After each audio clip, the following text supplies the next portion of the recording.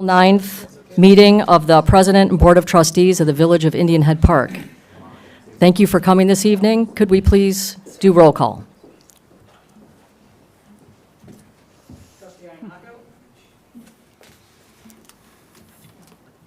Trustee Inako. Trustee Saldana. Here. Trustee Eck. Here. Here. Trustee Svetka. Here. Trustee Gazis. Here. President Amy Jo Wittenberg. Here. We have a quorum. Did you get Eileen? I don't think you, did you? Oh, okay. Can we please stand for the Pledge of Allegiance?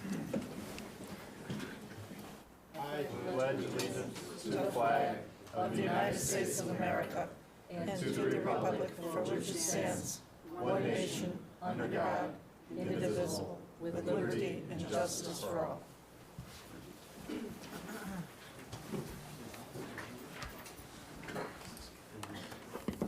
First off, in my report, I would like to welcome Mr. Steve Weatherford as Interim Chief of Police to the Village of Indian Head Park, effective April 2nd, 2026. Chief Weatherford will serve in this role while the village undertakes the process of recruiting and hiring a permanent Chief of Police, following the recent resignation of Matthew Walsh. Chief Weatherford brings extensive experience in law enforcement leadership, including command-level roles with the Elmhurst Police Department and service with the Illinois Commerce Commission Police. He most recently served as an accreditation assessor for the Illinois Association of Chiefs of Police, evaluating departments statewide against professional standards and best practices.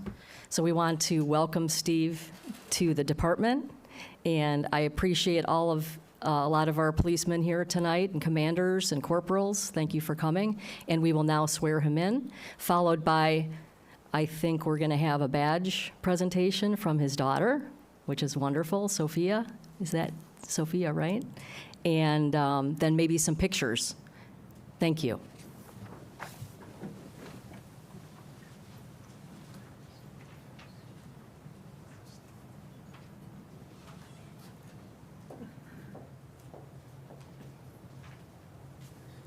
I, Stephen Weatherford, I, Stephen Weatherford, do solemnly swear do solemnly swear that I will support the Constitution of the United States, that I will support the Constitution of the United States, the Constitution of the State of Illinois, the Constitution of the State of Illinois, and the ordinances of the Village of Indian Head Park, and the ordinances of the Village of Indian Head Park, and that I will faithfully discharge and that I will faithfully discharge the duties of the office the duties of the office of Interim Chief of Police of Interim Chief of Police to the best of my ability. to the best of my ability. Thank you. Congratulations.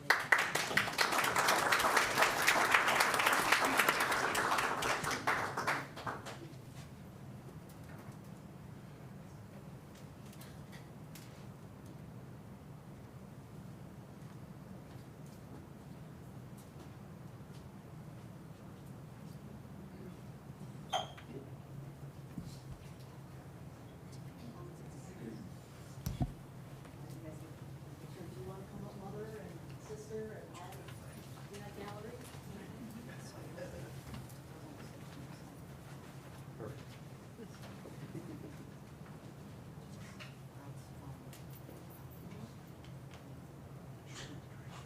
And friends, do you want to join? Don't bashful. We're casual here.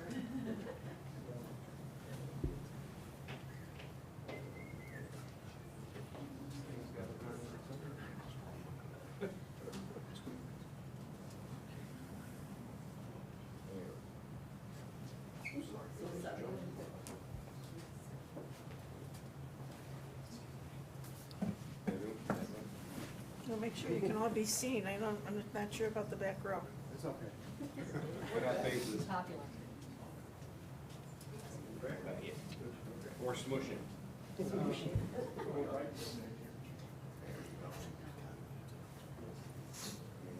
Lean just a little bit. Not you. You stay. You lean. Big group. Smile.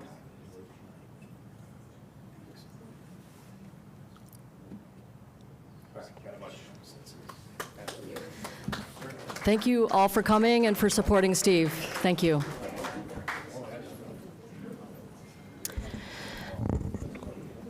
I have 3 items that I would like to update you all for the mayor's report. I don't know. He might be, because some of the things he said, but he didn't tell me which branch. I'd like to update you all. I'm glad you're all here tonight because we have a very important legislative update from the state of Illinois regarding some legislation that is in committee that is a threat to Indian Head Park local zoning control. Something that I feel that, knowing many of you, I think you would be very concerned about this legislation that is currently in committee. It is actually 7 different bills, but the main bill is House Bill 5626. The state's proposed build initiative poses a major threat to Indian Head Park's local zoning control. The Illinois Build Act aims to boost housing supply through state mandates requiring higher density residential development and streamlined approvals. It would override our local zoning by allowing 4 to 8 units on many single-family lots, standardizes impact fees and sets strict permit review timelines, requires ADUs in all single-family districts, allows third-party reviewers and inspectors if deadlines are missed, removes local development discretion, permits single-stair residential buildings, limits parking requirements, and significantly reduces local zoning and regulatory control. This legislation shifts significant authority from local government to the state. Indian Head Park's current zoning intentionally balances housing, neighborhood character, infrastructure, stormwater management, and public safety. State legislators, Representative Laha and Senator Curran, the Illinois Municipal League, the West Central Municipal Conference, and all the major council of governments in suburban Chicagoland strongly oppose this legislation. Contact your state officials to oppose this legislation. We will be sharing emails to facilitate this process. I also urge you to see the Illinois Municipal League information on this initiative and keep up with the progress of this bill, which is in committee. There's 2 documents that are online that explain what's going on and who the lobby that is supporting this, which is mainly the real estate lobby. So if you have any questions, feel free to contact us or the legislature. Nicole or Mr. Curran can answer any questions, or the Illinois Municipal League. I also wanted to provide a Wolf Road redesign update. The Wolf Road study team, which includes Indian Head Park and Burr Ridge, are an engineering company Strand and Cook County, is refining the preferred alternative. We're determining specific roadway footprints, drainage, structural, environmental, and property impacts. This is requiring a lot of coordination with IDOT, the federal government, and other jurisdictional agencies on the roadway design details. The preferred alternative is viewable online. You can also see the maps here at Village Hall if you'd like to make an appointment to see Alternative 1, which is called on the wolfroadstudy.com, the baseline sidewalk plan. The study team has reviewed drainage alternative memorandums during the last 2 months. Indian Head Park and Burr Ridge favored drainage alternative number 2, which is a closed drainage system, which captures flows via roadway structures, over alternative 1, which was open ditch. The MOT analysis memorandum manages traffic during construction. And it's important that we plan ahead because this impacts the land acquisition depending on how we route traffic during the project. We are meeting with police, fire, and school districts to develop an optimal plan for roadway construction, which will be provided to the Corridor Advisory Council in early 2027 and residents at the public meeting number 3 in spring 2027. The next CAC meeting will be early 2027. The next public meeting will be spring 2027. The Wolf Road construction start date is estimated no sooner than 2031. Discussions with the county now focus on safely maintaining Plainfield and Wolf Road until 2031 due to the current poor conditions of the roadway. If you have any questions, you should feel free to reach out on Wolf Road. On Plainfield Road, we have all understood that they are redesigning 3.5 miles from County Line Road to East Avenue to address traffic, drainage, and safety issues. Because of the size of the project, we have been notified by the county that this will be done in 2 phases over several years. The first phase will be Laurel Avenue to East Avenue. Laurel Avenue is the street that's directly east of the school, the elementary school. So they're going to do that portion first, from Laurel Avenue all the way to East Avenue. The design work will begin in the next couple of years. Construction is expected around 2029 to 2030. Phase 2 of the Plainfield project will be County Line Road to Laurel Avenue, which is our community. It will follow after Phase 1. Construction is expected around 2031. Why is the project being split? Laurel Avenue was selected as a dividing point due to drainage patterns and to make construction more efficient. So our part of the roadway is much more complicated because of the drainage and the way that it pitches downwards towards Flat Creek. So the drainage accommodations and the engineering is much more complicated. And then the other parts of the road have a lot of complexities as well, but they're going to be doing that first. So if you have any questions, please feel free to reach out to us, either email or come on in and we can talk about the projects in more detail with you. But it's looking like both projects right now, all subject to change, are 2031, potentially no sooner than that.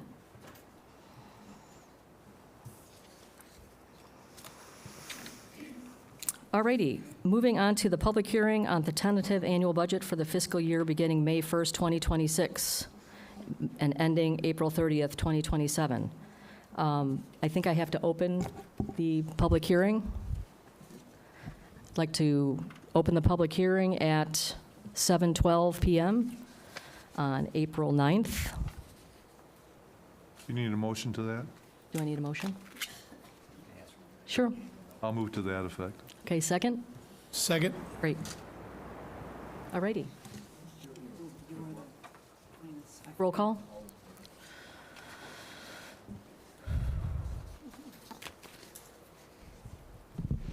Trustee Saldana. Aye. Trustee Eck. Aye. Trustee Donnersberger. Trustee Svetka. Aye. Trustee Gazis. Aye. 5-0, motion carries.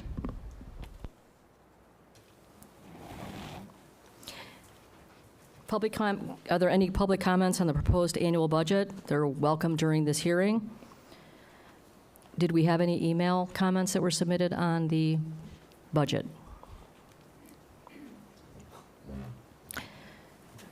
Hearing none, I think we can, do we need to take public comments from anybody here have a budget comment? I assume we're all here for fences, right? That means everybody's here to support the budget. That's wonderful. We're glad you're here to support the budget. Thank you so much for supporting it. Hearing there are no further feedback, I can close the public meeting, or do I need a roll call? Okay, I'm now closing the public hearing at 7:13. Can we have a roll call vote, please? Trustee Saldana. Aye. Trustee Eck. Aye. Trustee Donnersberger. Aye. Trustee Svetka. Aye. Trustee Gazis. Aye. 5-0, motion carries. Great. Can we have a motion for the consent agenda, please? Move to approve the consent agenda. Second. Any comments or questions on the consent agenda? From the trustees? No. What? Do we need a financial report from our treasurer? Yes. The Village of Indian Head Park financial summary for the month ending March 2026. Cash on hand at the beginning, at February 28th, 2026, was $2,412,917.90. Payments for March of 2026 were $430,805.91.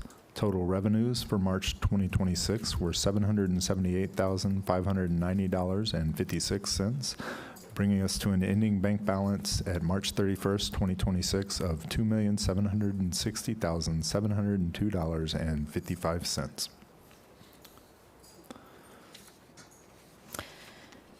Great, thank you. Do we need a roll call vote for the consent agenda?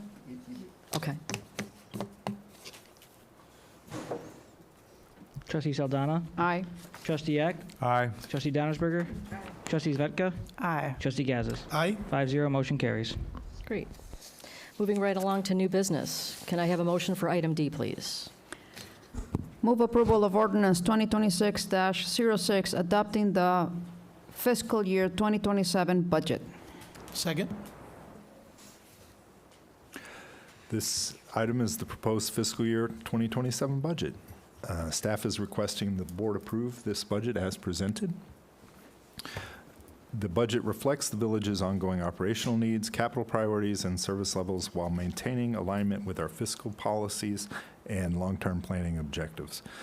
As discussed at the previous meeting, the budget includes a strategic and planned use of fund balance, primarily to support one-time and capital expenditures consistent with our best practices. The Finance Committee has reviewed the proposed budget and determined that it is reasonable. The committee did discuss the projected deficit and will continue to work with staff to monitor financial performance throughout the fiscal year. Staff will also continue to monitor revenues, expenditures, and broader economic conditions to ensure continued fiscal stability, transparency, and responsible fiscal management. The Finance Committee met yesterday, and accent what Gavin is saying is we all voted in favor of the budget, and it was consistent with previous discussions that we had. We do have a slight deficit with that, and we will be continuing to look at the nature of the deficit and whether or not we can address that in coming years. Any other comments or questions on the budget? Hearing none, can we have a roll call vote, please? Trustee Saldana?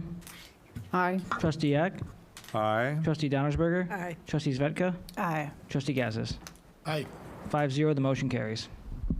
Moving on to item E. Move approval of resolution 2026-10, appointment of Stephen Witherford as interim chief. Second. This appointment will ensure continuity of leadership and operational stability within the police department, and there's no fiscal impact beyond what is already included in the budget. Great. Any questions on the interim chief? All righty. Hearing none, can we have a roll call vote, please? Before we take, Oh, yes. I apologize. I did not pronounce your last name correctly. Can you correct me, please? Okay, thank you. Oh, it's okay. Can we have a roll call vote, please? Trustee Saldana? Aye. Trustee Eck? Aye. Trustee Donnersberger? Aye. Trustee Zvetka? Aye. Trustee Gazis? Aye. 5-0, the motion carries. Moving on to item F, please. Motion? Move approval of resolution 2026-11, awarding the pump house chlorine upgrade to Dan Mechanical Industries, Inc. of Arlington Heights, Illinois, in the amount not to exceed $229,888. Second it. Dame Mechanical was the low bidder on this project, so we're awarding it to them for that reason. This project is necessary to maintain water system reliability and meet regulatory requirements. The cost is included in the village's capital budget across the current and upcoming fiscal years. If you have any questions or if you want more detail, Joe's here to give you that. Hearing, any questions on? Hearing none, can we have a roll call vote, please?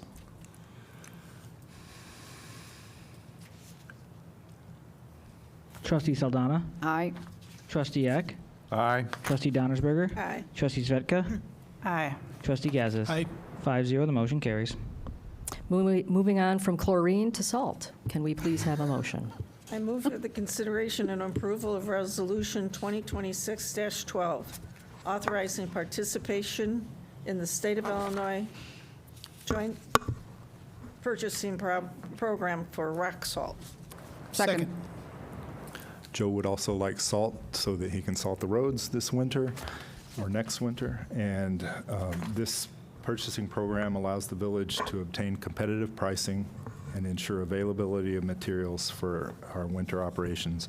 And this purchasing program is consistent with our purchasing policies. Madam President, I have a question. Do you have the estimate of cost of the salt, and what is the difference between this year and last year? I do not have a difference in cost. I'm going by what I've been hearing, that the price will probably go up due to fuel charges and so forth.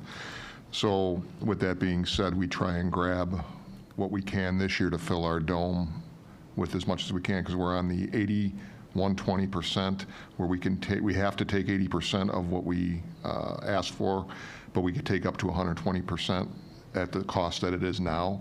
So we're filling the dome with whatever we can get. 120%.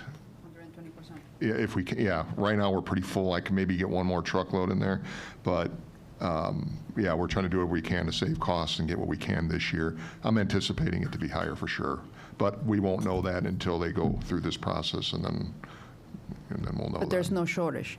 No shortage, Okay. no, because we've had mild winters, so there's plenty there. Hopefully that'll help us as far as keeping the costs low, but I have no idea. Any other questions on rock salt? All righty, hearing none, can we have a roll call vote, please? Trustee Saldana? Aye. Trustee Eck? Aye. Trustee Donnersberger? Aye. Trustee Svetka? Aye. Trustee Gaza? Aye. 5-0, the motion carries. Moving on to item H, please. Can we have a motion? Move approval of Resolution 2026-13, authorizing an intergovernmental agreement for the Major Case Assistance Team, MCAT. Second? Gavin? This agreement provides access to regional investigative resources for major incidents, enhancing our public safety capabilities. The only fiscal impact we would anticipate is any overtime necessary to fulfill our obligations on this, but it should be minimal and controlled, and we'll keep track of that as we go through the year. Chief Weatherford can offer any details or answer any questions for you. Anybody have any questions on the Major Case Assistance Team? How many municipalities participate? We're one of how many?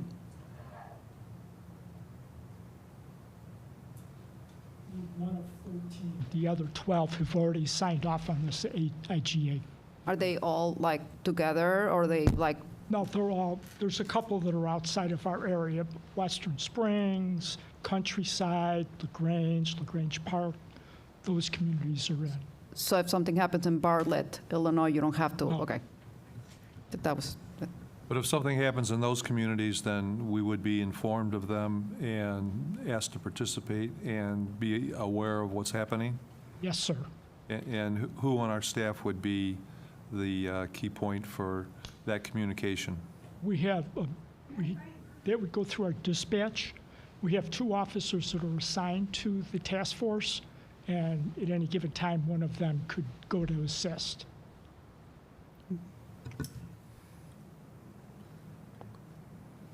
How many such events are going on at the present time, do we know? There's none currently. In the 13 communities? Yes, sir. Okay. We spent about 106 hours on the MCAT and other task force since last July 2025.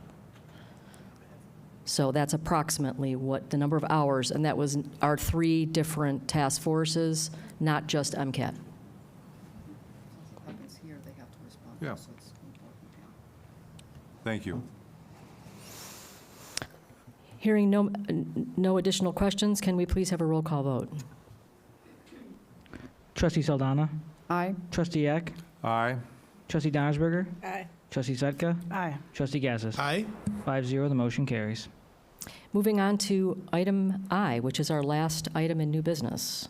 Move approval of Resolution 2026-14, authorizing an intergovernmental agreement with the Illinois State Police for the Violent Crime Intelligence Task Force. Second? This agreement will make the village eligible for grant funding, for which we are applying. The due date is tomorrow, and we'll get that submitted. And the task force will also enhance intelligence sharing and coordination related to violent crime. But the grant that we're specifically applying for tomorrow is related to gun enforcement. So again, Chief Weatherford's available for any questions or details you'd like. Any questions? Hearing none, can we please have a roll call vote? Trustee Saldana? Aye. Trustee Eck? Aye. Trustee Donnersberger? Aye.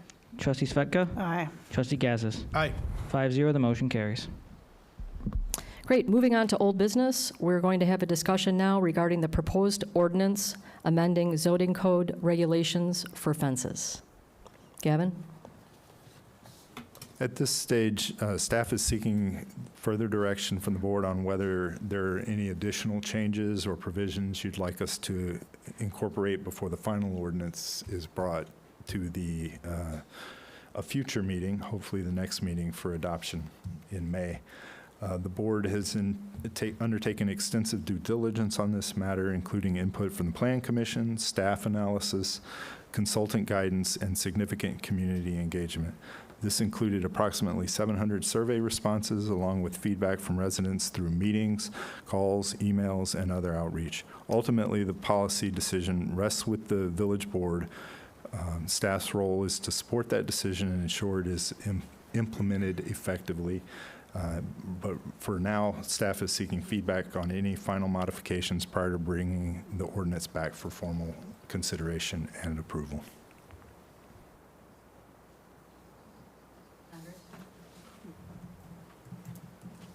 Andres? Yeah, so I have a brief presentation tonight on the issue to kind of go over, give a background on it, as well as kind of explain what's in the current ordinance there.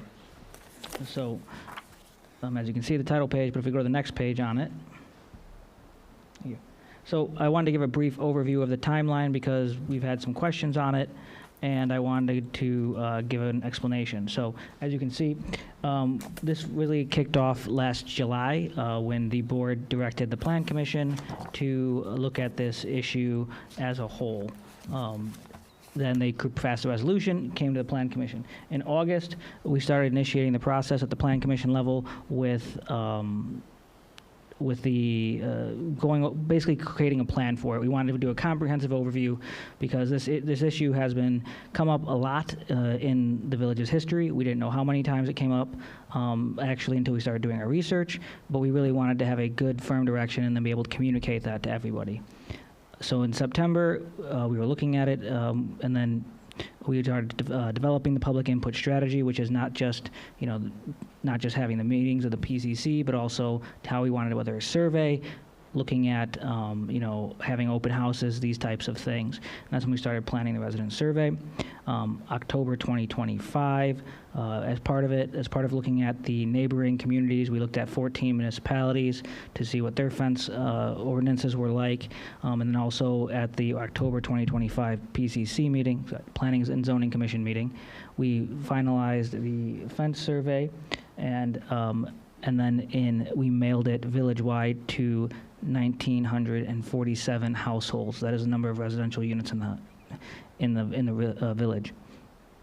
As you can see, in November 2025, the survey period was extended. I'll go a little bit more into why in the next slide on it. But we also had a community input session for that, so an open house to talk about it. And looking at in December, we had the final survey analysis that was completed. At that time, there were 693 analyzed responses. Those are the responses that came in before the due date. We have received another 8 since then that we have logged, but we didn't include them with the analysis to maintain integrity.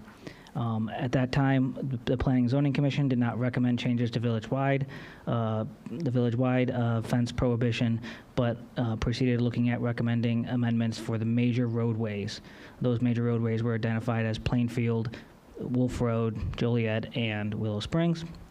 And then finally, in February of 2026, the Planning and Zoning Commission sent the recommendation to the board to allow fences along major roadways, and that the board began discussing that issue. So in the next slide, and I'm going to talk a little bit about the survey because you've been asked about that a bit.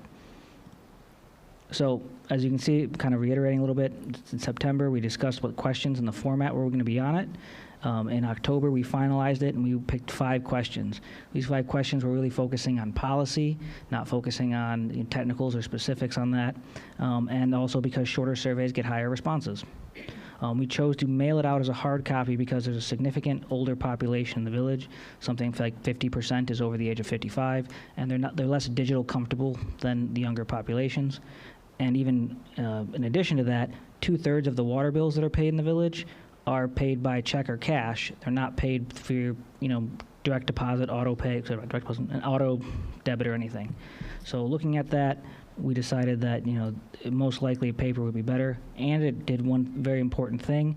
By being able to send it only to every single household, it limited the number of responses in a way that was very easy to be controlled on that. So there was one survey per household rather than putting out like a digital link and then trying to verify people coming in, because honestly, it's kind of easy to spoof IP addresses and those types of things. It was also anonymous. That was another key point about it, because some ways of being able to do it digitally required people to sign up either with sign in with their emails and that, and anything that's not anonymous tends to have a freezing effect, since if it's a contentious issue, then people don't want their name attached to issues. Or name attached to their opinions on it because they're afraid of some sort of a blowback or even just awkwardness. As I said, in October, we mailed them out village-wide to the 1,947 total households. And when we did the first mailing in a couple weeks, it was brought to our attention that roughly 70 households were missed due to address errors. We corrected that, double-checked everything, and mailed everything out within 2 weeks to get those out. That was part of the reason why the survey was extended through November, when it was originally going to be closed. At the November Planning and Zoning Commission meeting, we previewed the results and then also had the community input session where people were able to come in and give their opinion.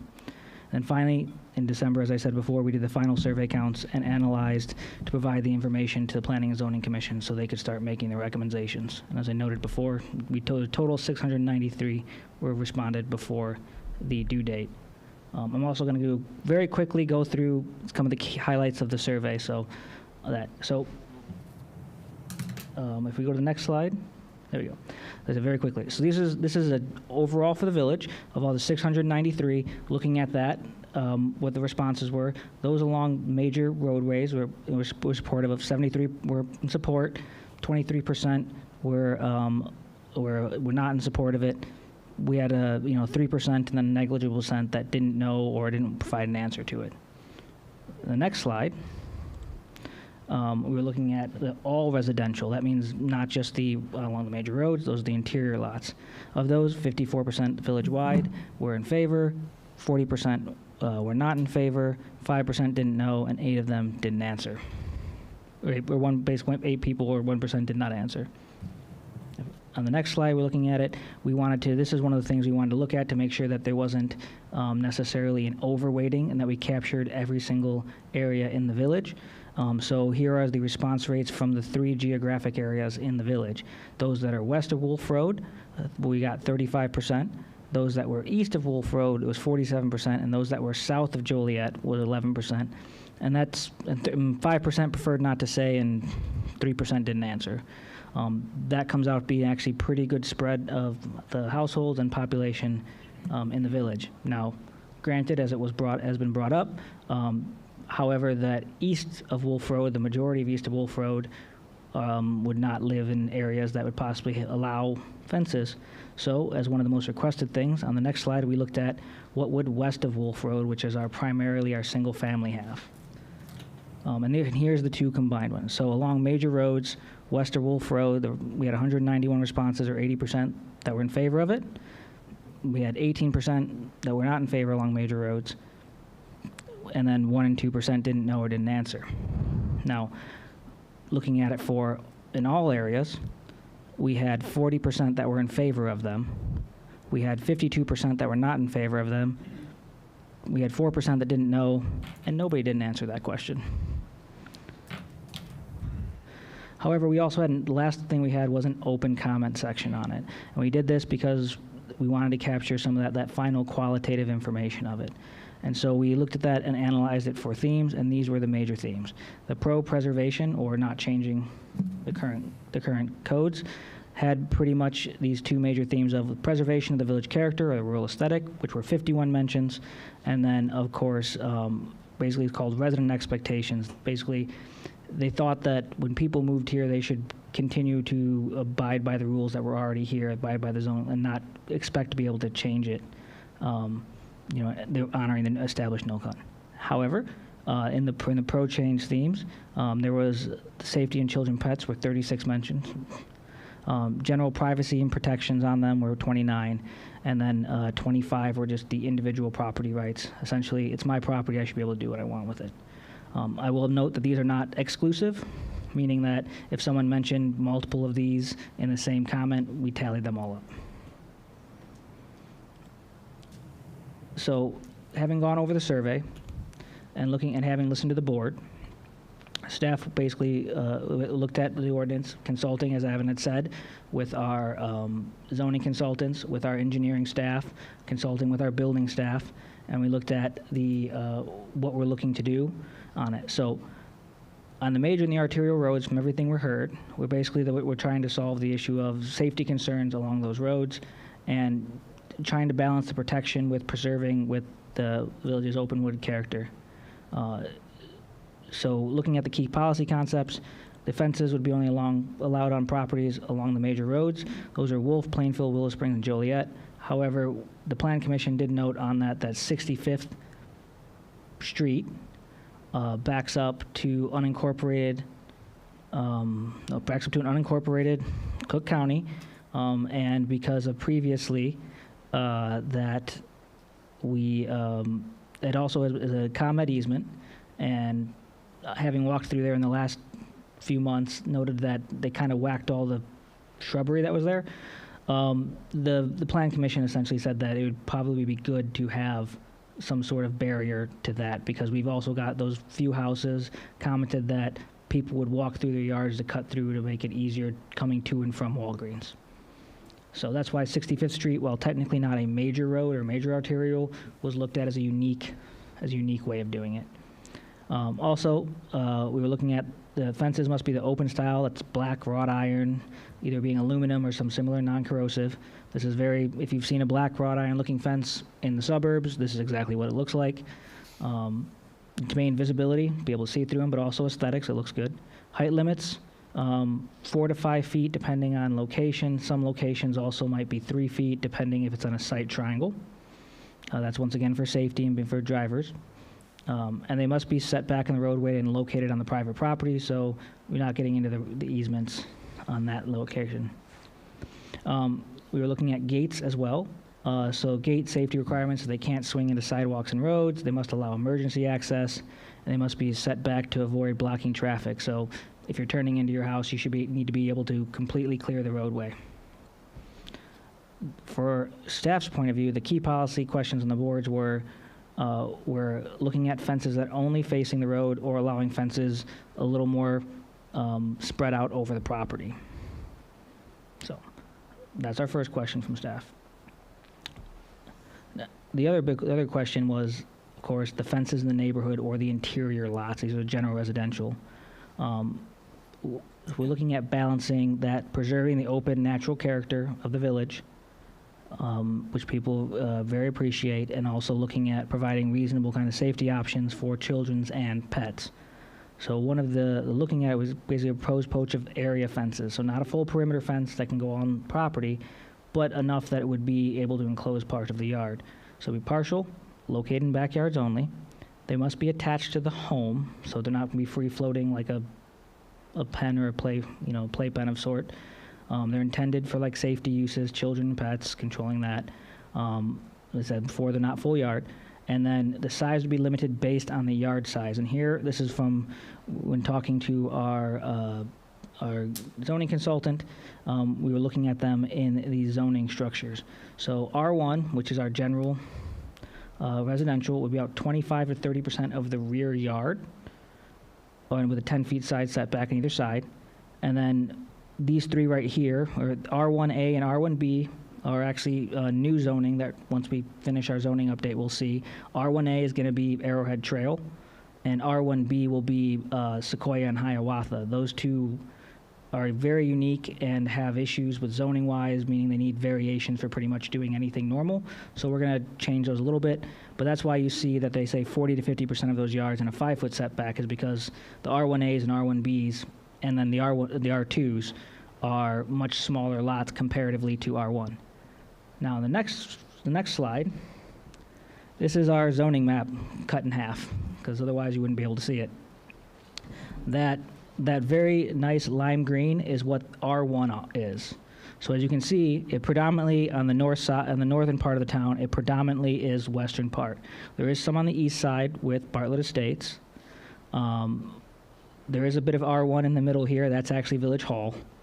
And there's some other areas that are R1 that are just kind of legacy R1s. They're the church, the green space, these types of things that we're going to update in the new zoning code to make it a little more clear. On the south side, most of the R1 actually is, as you can see, either in the triangle or this is actually the interstate, as I said, is kind of legacy. But the other R1, which will be turned into R1A, is on Arrowhead Trail. Now, anything that has the words PUD after it, which in this point on the north side is 45 acres, is controlled by special zoning and could be amended to allow fences or disallow fences. Anything that's not R1 or R2, which there's only a couple R2s, 2 on Plainfield and 2 on Howard, so only 4 in the entire village.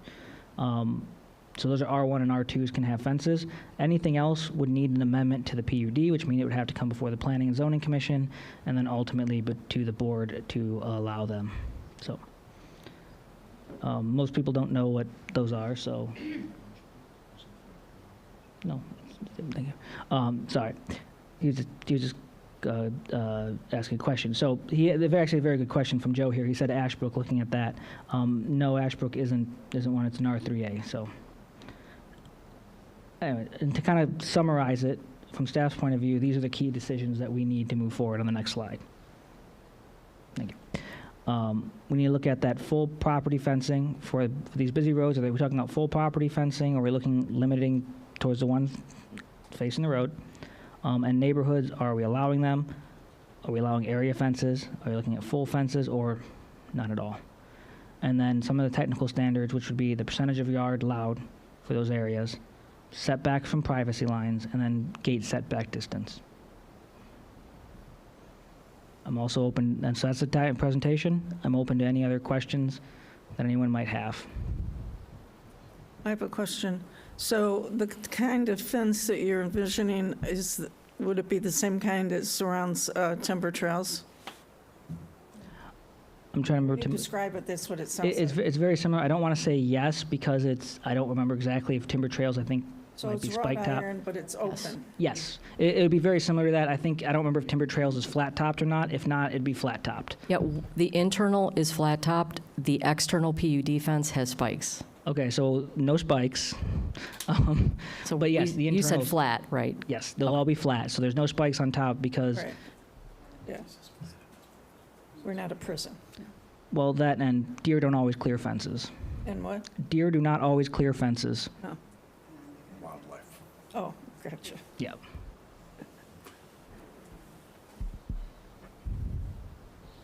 Isn't there one more up here, key decisions, full property fencing versus just those homes facing the busy streets? And then the other one would be the fences that would just go in a small percentage of the yard, the dogs. I mean, we haven't really fully approved that, have we? No, that's kind of what we were talking about in the neighborhood, in the backyards. The That's area the fences no only. change. I'm sorry? That's the first one, area fences only. Yeah. That's just for dogs and children. Oh, I see, Yeah. okay. So it would go, in terms of size, it would go no fences. In terms of size, it would go no fences, area fences, full Right. perimeter.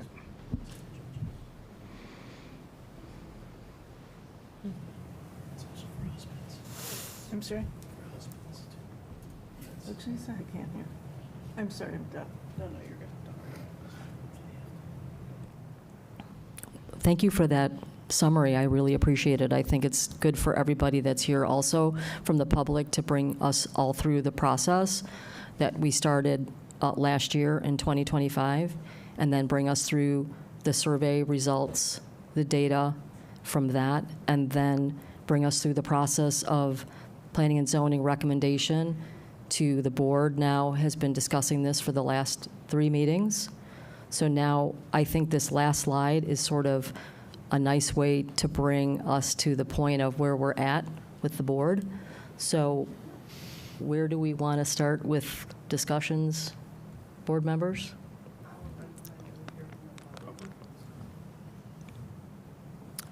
Do we want to open it up to now to some public feedback? Is that appropriate? Okay. We didn't discuss the height of the fence. Yeah, on the last slide, it said 4 to 5 feet, I believe. Can you move back? Can you move back a couple slides, just to the fencing types? Yep. Right there. it is. So it's the height limits. Like I said, so it's if you're in a sight line, it's 3 feet because that's what our engineers recommend. That'd be basically corner lots, anything that you'd be seeing more, trying to turn from. 4 feet, in some places, if you allow them in front yards, it's 4 feet, it's just general sight lines, and then 5 feet are backyards or any type of thing. And Ms. Maynard, would you mind coming just to make sure everybody on the video and the playback wants to hear your question? So thank you.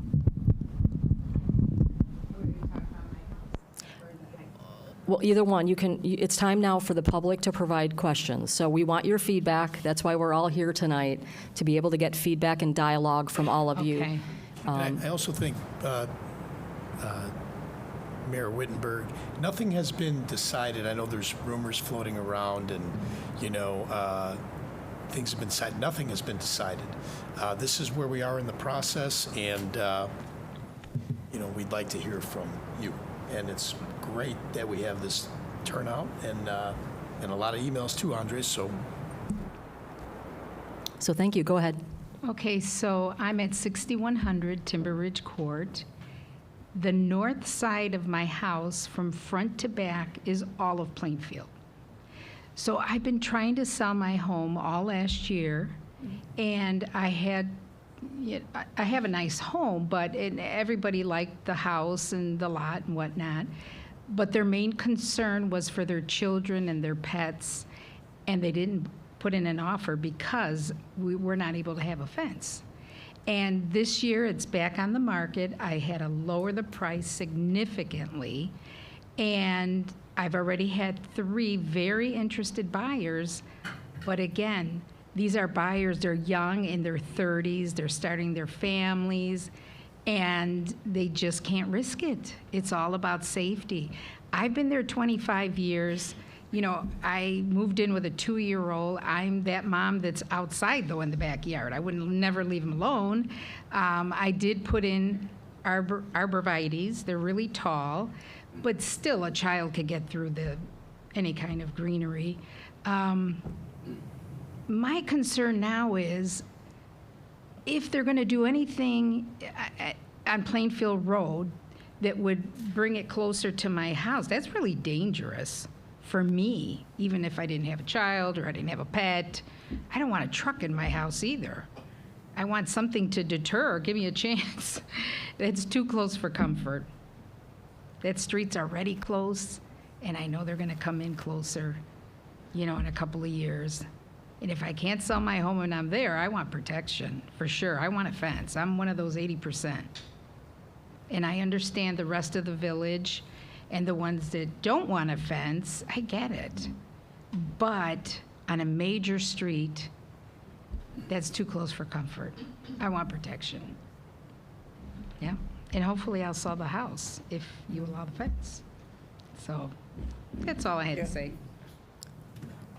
Thank you.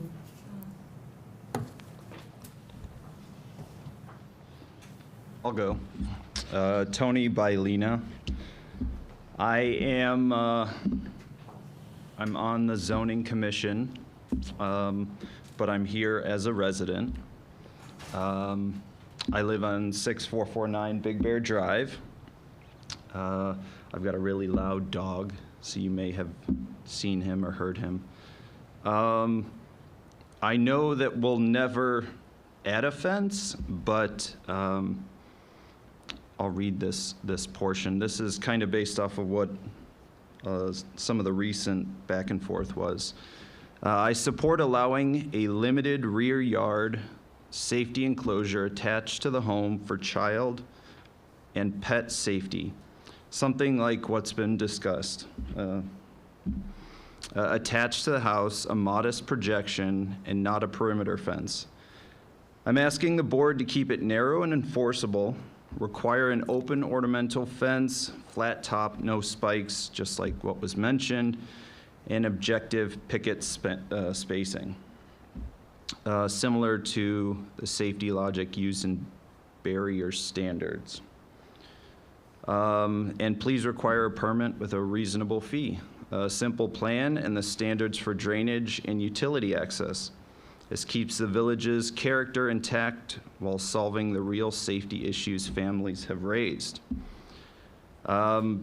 As you had mentioned, 2031 is coming, and change is going to happen. There's going to be a bunch of construction, and I think we need to be prepared. And although, I may never add a fence to my property, other people want that, and I think it's important that we have standards in place for when that comes, and we can't continue to kick the can down the road. And that's all I've got. Thank you. Thank you.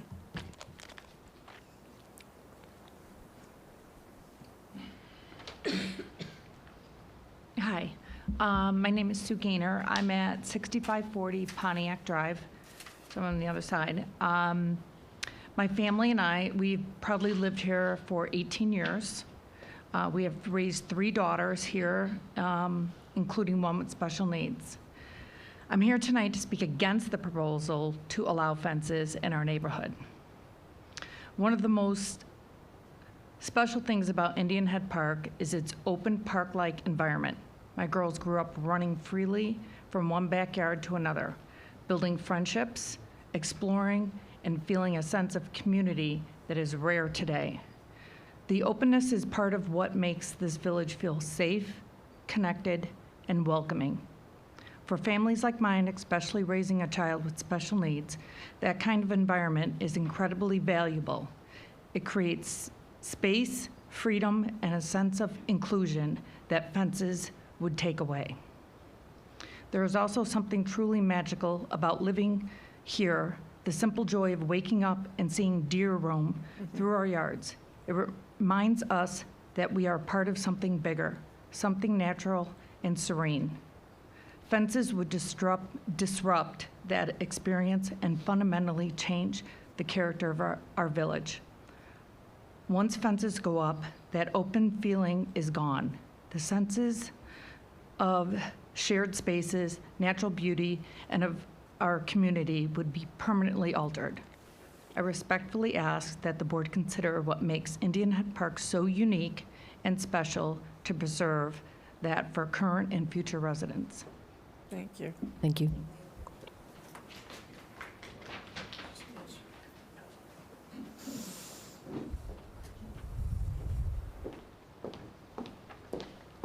Hi there.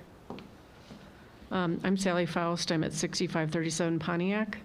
I'm here to express my opposition to the part of the fence ordinance under consideration regarding instances beyond the homes that abut Wolf, Plainfield, and Joliet roads, which I'm in support of. But I am in opposition to the limited use for all other homes.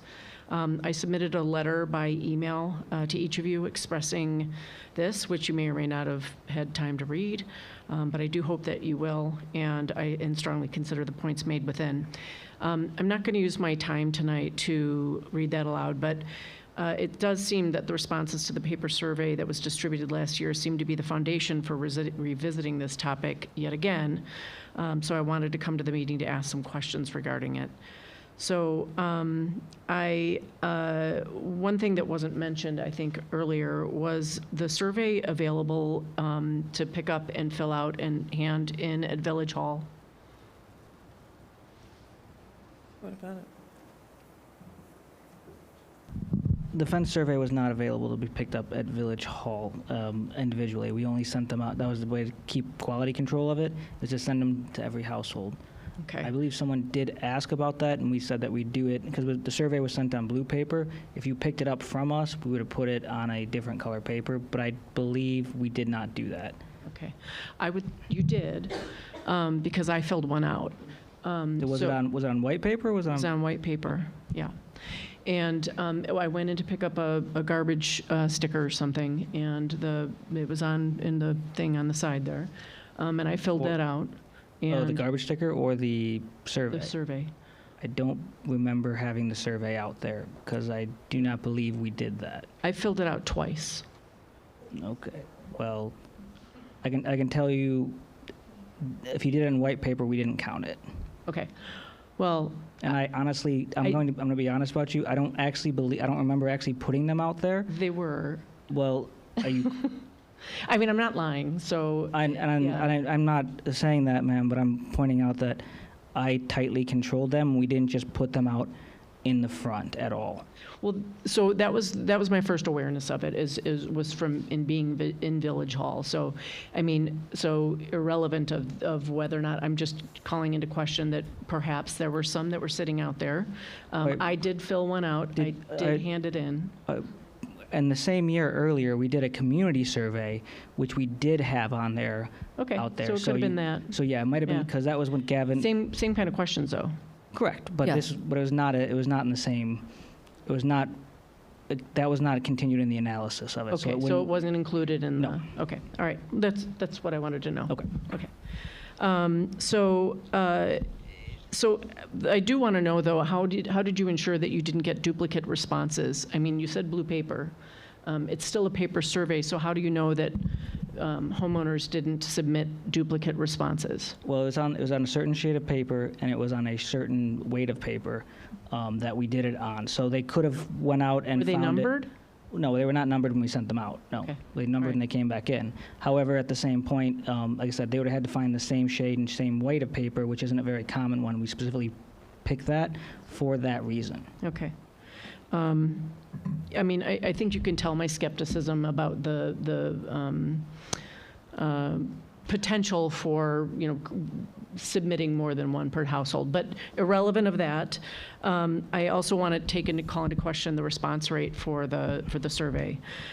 So do you consider a response rate of roughly 30%, I think it might be a little more or less than that, statistically significant? Yes. And why is that statistically significant, 30%? It was higher than the voting amounts that we had in the village. Oh, that's good to know. Okay. Yes. Yeah. All right. So more people, I think by 3 votes, responded to the survey than the highest number of basically voting. voted. So of the 1947, we got 693 back that we have. Yeah. Unfortunately, the highest vote tally ever in the village, and I went back about 10 years. Okay. Was 701 votes. Okay. So, and that is a voting pool of 3,100. Okay. Whereas comparatively to the household was 1947. Okay. So. Well, I mean, once again, it's good for context, but they are not apples to apples, because voters and you can have multiple voters in a house versus households. Right. You could have no voters in a household. So. Right. Right. Well, then I also called into question, or at least had some concern about I think it was 54% that said that they were in favor of fences or for the interior spaces, roughly. And that would bring it down to, what, 15% of respondents, something like that? Well, if you're talking about of the whole, Of the whole, if you give me, if you let me go back to that slide. I just want to point that out. I mean, you can Well, hold do the on. math. We need to point that out. Yeah. So let Yeah, him yeah. bring up the slide so we can answer so your question. Yes. Of the, yes, so of the respondents, 373 of the 693 responded to, households responded to that. Right, okay, right. I think my point really is that I don't think that these are strong enough signals that this is an overwhelming majority of our community that wants the fences on the interior of the village. That's my standpoint. And I also don't think, and again, my personal point of view, that the paper survey is sufficient grounds for a change of this magnitude. It wasn't numbered. I think that there are ways of ensuring that that beyond a reasonable doubt that people didn't submit the survey more than once. Okay, thank you. So I'm not totally done. Okay. And I don't want to monopolize everybody else's time. I know that everybody's want to say something. I also want to know regarding the fences or the rationale where the safety and children of pets is considered. I'm curious how these allowances will be made. Is it just anybody that wants to get one can get one, or is that? If I say I have a child or I have a pet and I want to apply Yes. for one, Correct. basically, as long as I don't have any, issues, other outstanding issues, I could go and Yes. get a fence in my backyard. And just so everybody knows right now, we have 29 pools in the village today that have partial area Oh, fences. I'm aware of that. Yeah, Yes. yeah. Well, And we I'm haven't fine with that. publicized that, so I want to make sure everybody understands that there's 29 partial fences that are pools. They're Right. not perimeter fences, they're pool fences. Which makes sense. That's for the safety of, Correct. and that's And that was the common reason I knowledge. think that the board, trustee Saldana brought that up, that it's consistent with the safety of children, pets, pools. Well, It's in so that category, safety. On that note, how many children have, are you aware of how many children have been injured by cars or passers-by vehicles? Is there a history that we're unaware of, that the safety of, there's a particular safety concern because an incident happened No, I or think with that pets? it's common human preferences that people have identified in the survey.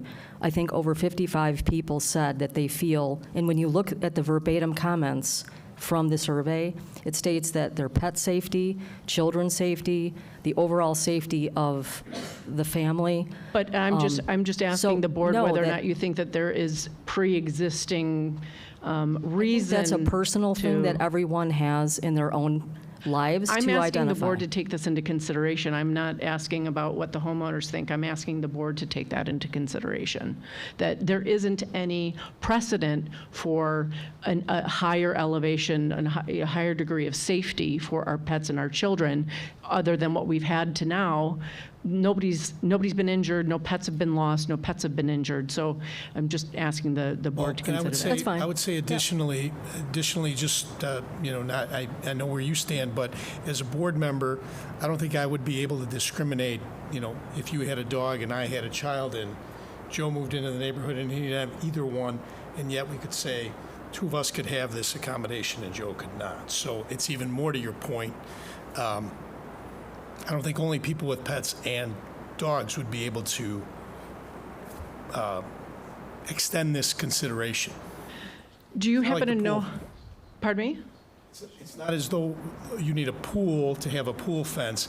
I don't think we'd be able to, as a board and legal, to discriminate among, people with pets, people with children, or people without pets or children. Yeah. And the point I'm getting at here is that the scale of the consideration of that is not insignificant, because I mean, I don't know exactly what the statistics are, but let's just say 50% for argument's sake of the family or the residents here have children and dogs, and they all want to put up fences. How is the village equipped to regulate that? I mean, I'm just calling that, just hypothetically, how is the village prepared to regulate that? It's just worth consideration. Say, not to, again, it's turning into a QA, which is fine. It's fine. I would imagine it would be a permit process, just like if somebody wanted to cut down a tree or finish a basement or do those type of things. And we are in the process of making that process much more efficient than it was even last year. So that would be, I believe, that fencing consideration would be similar to the permitting process, Andres?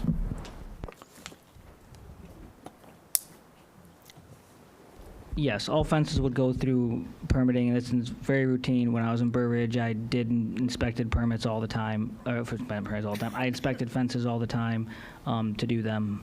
So we'd be equipped to do that, and take them, process them, inspect them, and then if need be, render code compliance to make sure that they stay in compliance. Okay, I appreciate your time, and Yes. thank you for listening. And we did get your letter, and we did read it, so thank you very much. Thank you.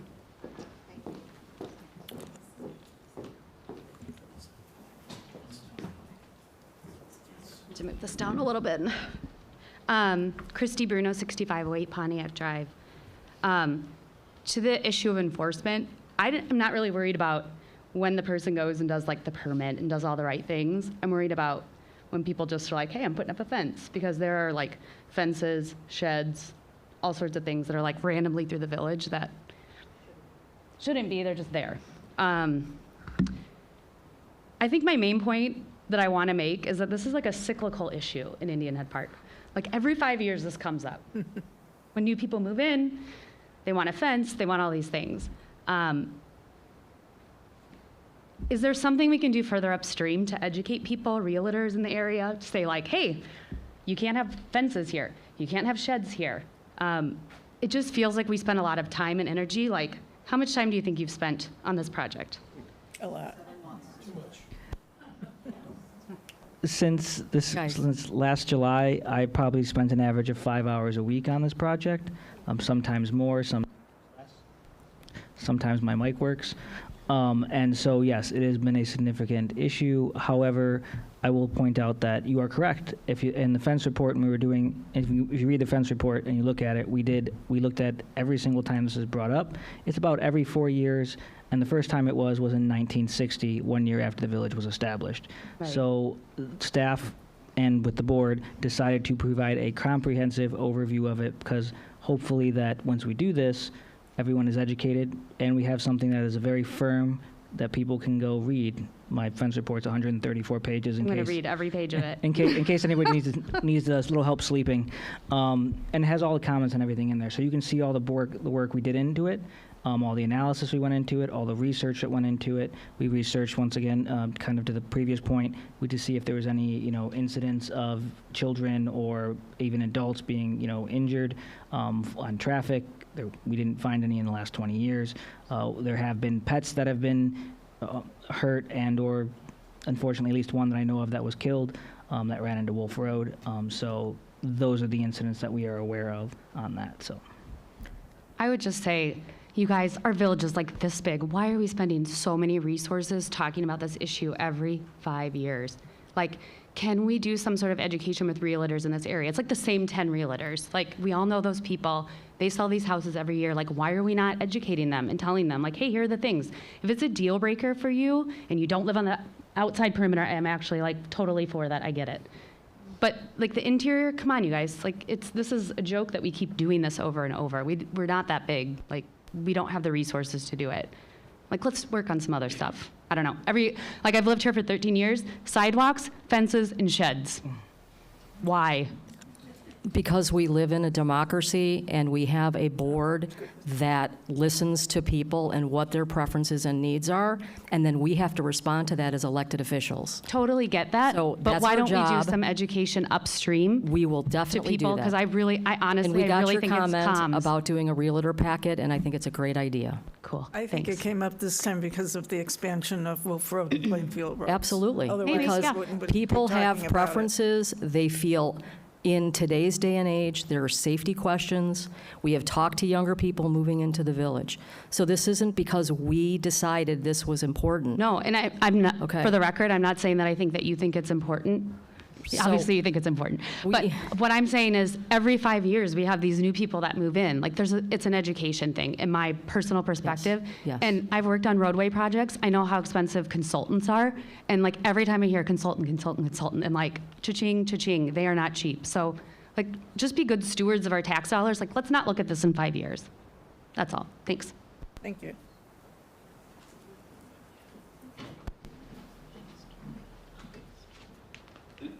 Sandy Hayes, I have to say, 53 years ago, I also was concerned about the safety of my children. I had a dog. We survived. We've been here 53 years, you a little bit longer. Open space is what drew us. Well, I know that your family owned, Didn't mean to point fingers. But we joined this community knowing that there was open land. You made a comment at the last meeting. Well, surrounding villages have fences. Western Springs has fences. So what? So what? Let them have their fences. We don't want fences.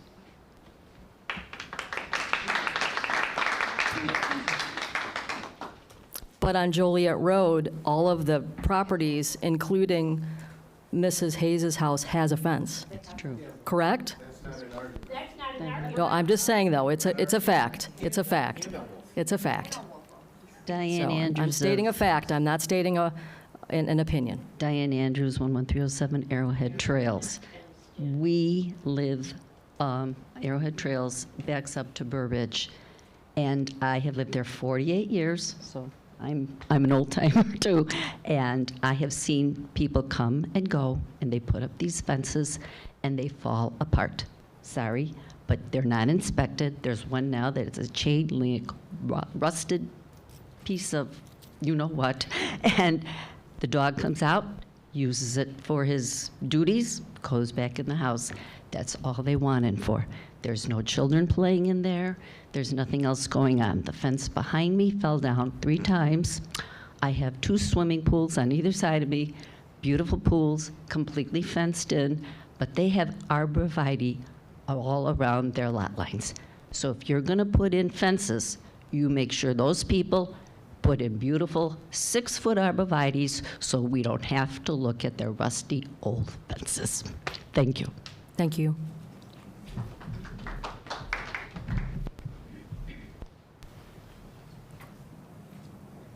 Hello, Rich Mitchell, 11345 Hiawatha Lane, and I basically happy to hear all the comments and agree with most of what I've heard, that the park-like atmosphere is what we came in here to love, and there's sensitivity for those folks who live on these busy streets, and they're going to get busier, how we might help give them some sense of safety and security.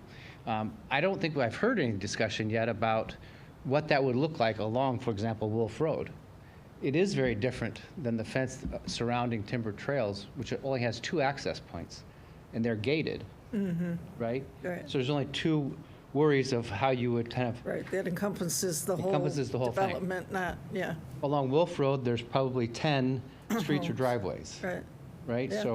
So every house that wants a fence is gonna have to basically incorporate much of their street-facing yard in order to keep that a safe environment. It's not just one panel, between the driveway and then the next person's driveway it would serve no purpose.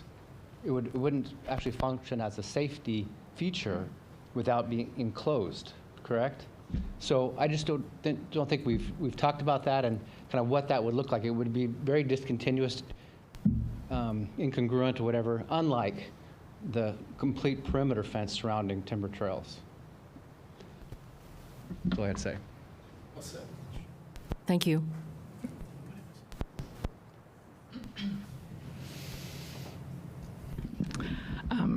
Debbie Brannon. I'm at 6500 Wolf Road.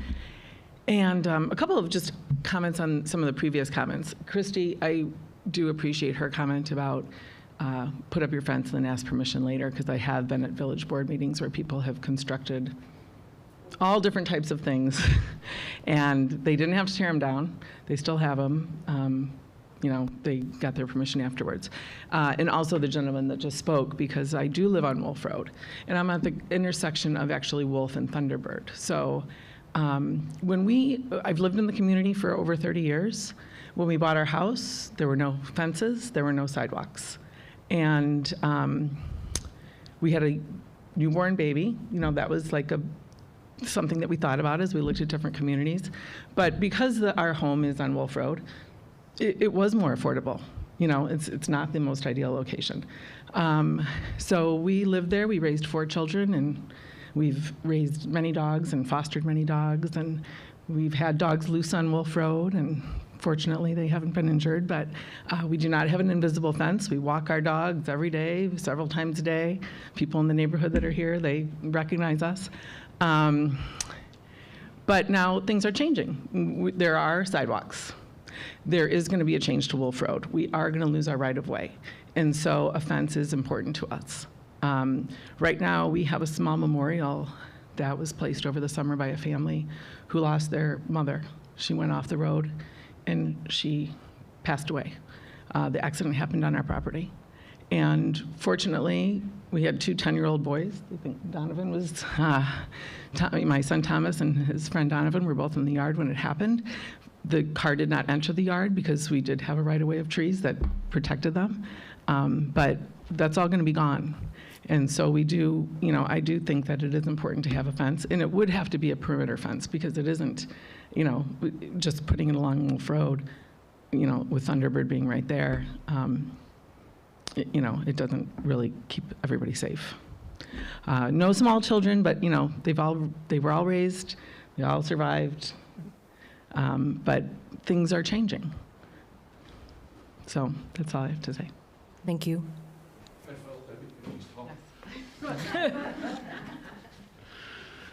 Hi, John Corcoran, 6417 Apache. I just want to follow up on Debbie's comment. I think the biggest thing here is change.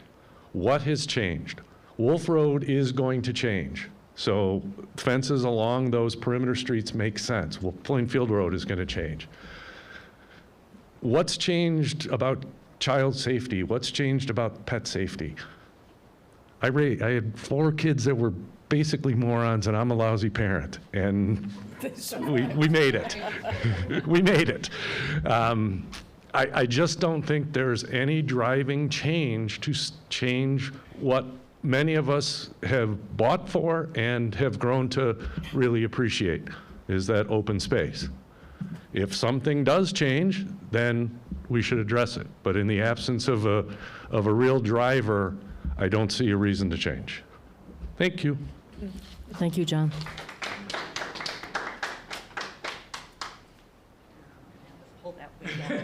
Sorry, John. I don't like these things. My name is Joan Metz. I live on Arrowhead Court. I am here to speak in opposition of interior fencing. I also want to point out that I feel like the evolution of what was on the survey initially and what we have morphed into now is a little disingenuous, especially related to the first question about the perimeter along Wolf Road fencing. The question initially for, I think it was question number 3, specifically talked about fences along the property that bordered the busy road. Now we're talking perimeters, whole yards, whole half yards, all sorts of things. I think when I answered those very brief, basic survey questions, I was disillusioned even with the survey, because it didn't really give an opportunity to talk about the gray areas. It was yes or no. Sure, we could make comments, but it didn't really feel like I was able to give a good version of my opinions. So when I answered yes along the busy roads, I did. But I was looking at a fence, and I take Rich's point very, very well, that all those openings to driveways and things definitely changes how the timber trails look versus our look along Wolf Road would make it happen. So I get that. But when I answered yes to that first question, it was because I knew there was a question about the busy roads coming up. I agreed to fences because I was agreeing to the fences along Wolf Road on that same survey. I didn't agree to interior fences. I didn't agree to any other type of fence change to our ordinance. It was simply, as John said, because we're having a change to our village, and that change is creating a need. Interiorly, I'm gonna just jump on other people who've talked. Amy, you know my family. Danielle, most of you know my family. I have 4 little kids, I did, under 5 initially, 1 with special needs, and we made it work. The Minchel's house is directly behind us. So many people, yards, move into ours, and that was a great way for our kids to grow up. Our kids were running into the Minchel's house, not your house, but you know what I mean, and other people's houses all day long, and it created such a sense of community for all of my kids to be able to grow and to be able to go over to Tammy's house, and she'd know who they were and whatever, and it was just, it was idyllic. And to have fences and all of this breaking up the view, that pastoralness, and the ability for kids to feel free. We still have kids running through our yard back and forth from this playset to this playset. That's all gonna change. And I don't see why. I don't really understand why we need to change the character of a village in that sense, because we've got a busy road change coming up. I don't know why we need to go through this. So I'm speaking in opposition of fences in the interior on any reason, and the perimeter, you know, whatever we need to do for the busy roads, I get, but within limit. Thank you. Thank you.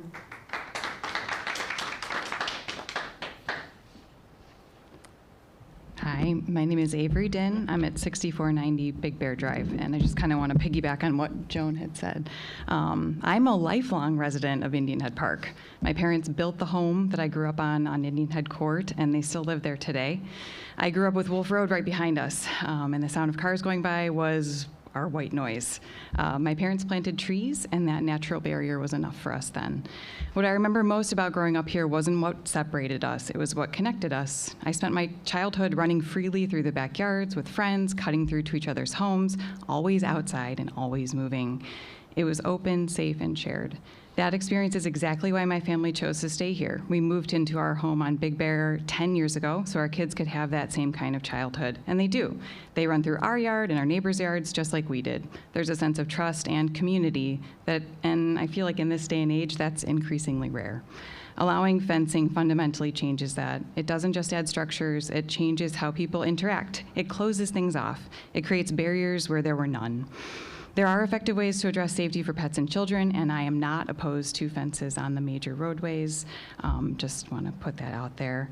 But once fences are introduced to the interior, even with all the regulations, the shift in character in the neighborhood is permanent.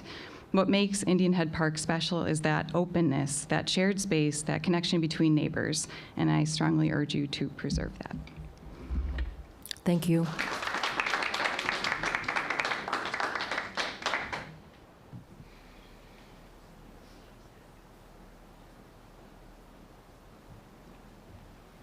Hello, I'm Laura Turk on Blackhawk Trail, and I'm speaking to the yard fences, not main road fences, and I'm opposed. I read the report. I appreciate the time and effort that went into it to record this, and I, like many people, are saying the same thing that has been in this cycle for many, many years. I do not speak for everyone. I am under 55, and I've been here for less than 5 years. I'm opposed to fences. When I look at this in this process, I expect there to be expectations to these regulations. I don't know, but I think that not every single property has the capacity to put a fence behind their yard based on our irregular lot lines. And I think with that comes exceptions. If your 50% can't fit behind your yard, does that now go to your side yard? And if they have a side yard, can't I have a side yard? If their backyard is an irregular or corner lot, does that come up to my side yard? And then we might as well have side yards. If my backyard is on a hill and I can't put in a fence because there's a drop off and I'd have to remove my deck because it needs to be attached to my house, can I have my fence attached to my deck? And with that exception, can't I expand the amount of space that I can have in my yard? In addition to that, there are yards that are shaded. So for me, this foresees for some properties, not all, that it encourages a little deforestation so that people can put in turf grass with sunlight instead of mud pits, which are currently in a number of backyards. For me, it is the unique small community feel and this landscape that brought me here.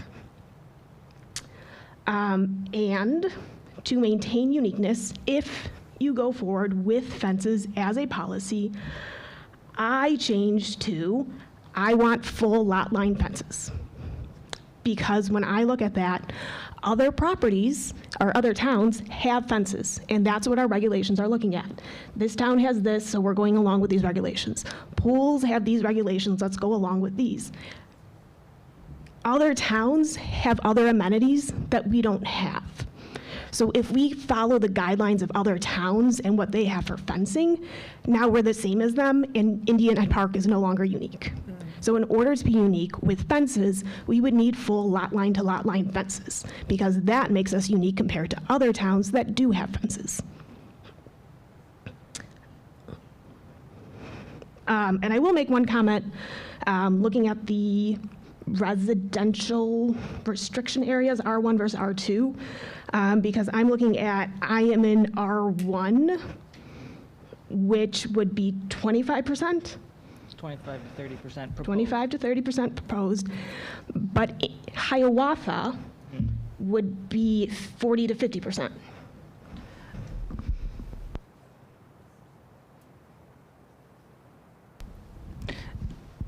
Yeah, Proposed. if proposed into, no, actually, no, Hiawatha would be, wait 1 second. Let me That double- was let one me- of those, we will change the Let me double check, zoning. yes. I don't want to tell you wrong. Right, and I will speak to, I know a specific lot that's sold on Yes. Christmas Day, which is the same size as my lot, and therefore they can have a fence twice as large as mine. What was your address again? I apologize. 6301 Black Hawk Trail. Oh, okay, yeah. Yes, there are some of those uniqueness in here with it. That's right, so they are with- 290 deep, I'm 290 across. So my fence space and their fence space are significantly different for the same lot. So this just falls again into the idea that there are going to be exceptions. Otherwise, I truly believe that you will be decreasing property value when select houses aren't able to have the same thing as others or would be excluded. Thank you.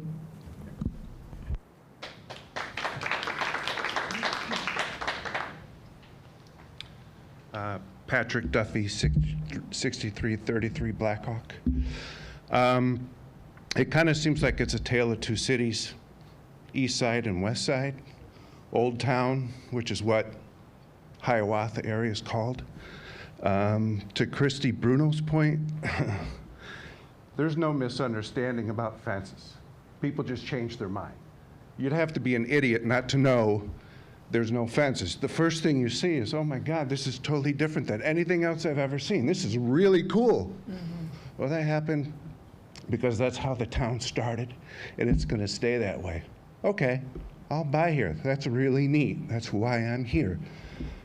Not much has changed. So I don't think it's an education thing. I think people buy dogs, and they change, but the village hasn't changed. So that's an option that they decided. I knew I couldn't put up a fence, and that was a selling point for me for moving here. Wolf Road, nobody argues that it's busy, and fencing is probably a good thing there for safety. But technology has changed, and invisible fences for dogs do work.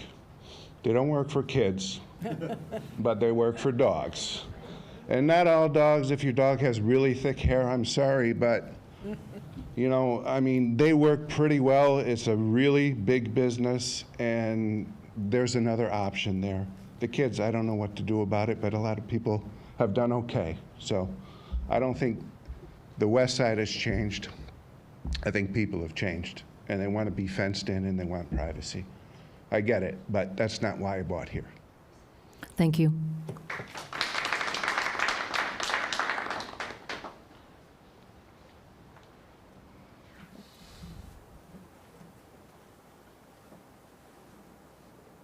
Lori Davis, 6482 Apache. We've been in our house almost 48 years. We had a wonderful neighborhood. In our backyard cluster, we had a marriage. We were confirmation sponsors for each other's children, and Tom and I are godparents for the little girl, the daughter of the girl who grew up next door. So we know what it's like for a community. When our kids got married, we had 50 people from the neighborhood who came to the weddings, and it's because we didn't have fences. We were a great, great, wonderful community. I am concerned about the accuracy of the survey. I'm the one who pointed out, texted Amy Jo, and then went to Andres that we were one of the 76 who did not receive a survey. And I found that out because it was Halloween. I was asking people. And so, and again, agreeing with Joan, I think there were just so many gray areas on the survey. And how much weight are we putting on the condos who responded to the survey? You know, they had an issue recently about the generator in the 111 building, and there were people in the 4-unit buildings. What are those called? Indian Ridge. Okay. And those people were opposed to it. They don't want to look at it. They didn't want the noise. People in 111 wanted it. And I know the story because we're good friends with some people over there. But it certainly wasn't my place to have an opinion on it. We don't live there. We don't look at it. We don't hear it. And yet we talk about, you know, we went to the east side of Wolf where the condos are for their opinion. And I think, Andres, the condos overwhelmingly supported fences, didn't they? Yes. We can't actually make that accuracy because we were looking at the east side in total. Yeah, I think it was everything. Yeah, it was everything. So also it could have been Bartlett Estates. And Bartlett Ashbrook, is, obviously Bartlett is unique. Also Ashbrook, both the Ashbrook townhome can't and have that. fences. Well, as I said, we cannot, because it's only, we only looked at the east side of Wolf Road versus the west side and then south of Joliet. We cannot pinpoint saying this was the condos, this was this was that. But just doing the math, obviously a lot of people from the condos voted in favor of fences. Certainly a lot more than more votes than people who live in the private homes. And because of the HOA at Ashbrook, that's a whole other issue. Again, I want to reiterate what someone said about the size of the lots, that in the 45 acres, we range from 7,000 square feet to half acre in our neighborhood alone. And in the down Pontiac and Blackhawk, there's lots that are an acre, and that makes a big difference. I'm also concerned if we do fences, even partial fences, who is going to monitor? We talk about having permits and you're going to go out and inspect. There are so many infractions now that people don't want to complain about because they don't want to alienate their neighbors. And I just know what goes on. You can see it. But I'm sure, I mean, the village isn't allowed to walk through the backyards. A representative from the village, are they, to go and look and see who has a fence or a shed? The village can use the village right-of-ways for their, the village easements, public utility easements, or the public easements for those purposes. No, we cannot walk on your property as code enforcement to go into it. As a code enforcement officer, peace officers are completely different. Also, the village works under a complaint-based code enforcement system, meaning If we don't get a complaint, then we don't go out and initiate the enforcement. 95% of the time. Sometimes we'll see something going on that we need to take care of, illegal construction or some sort of code issue that might be impacting public works. I was just going to say, if there's a Julie Lowe case, somebody calls in because they're doing some sort of work on their property, Public Works needs to get back to them, mark their utilities. Right. But nobody wants to be a cranky neighbor and report people either, and that's part of the problem. I don't know how you're ever going to be able to enforce the partial fences and all of these different restrictions. And that's one of my concerns as well. Frank Leone, did you get Joe Cesari's letter? We're going to read all the letters You are? after your Okay. comments. Okay. So And I have Frank. with all due respect, we're going to have all those letters now read, just so you know that, because we're going to support a dialogue that includes not only a verbal meeting, but the comments we got by 4:30 in emails. Okay. I don't think Frank Leone sent it. Joe Cesari did, he told me. And I'll just be brief. This is Frank Leone, and my wife, Chris, and I raised 2 kids in Indian Head Park. We've been residents for 44 years. I'm totally against any fence or shed ordinance, since the main reason we moved here is because there were no sheds or fences. My guests and relatives marvel at the fact that everything looks so open. There are no fences or sheds. We feel strongly about the board not approving any new ordinance. Otherwise, there's a number of us who would litigate that action. Thank you for your consideration. Frank Leone, who lives on Thunderbird Drive.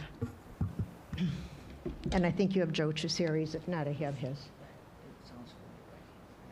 Chessare. He said he was going to send it, and if not, he asked if I'd read it.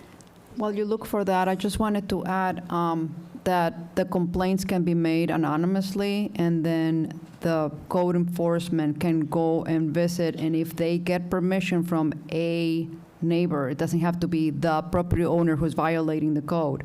If they get permission from a neighbor, they can go into the property of the neighbor and observe and be able to assess the situation. So that does happen.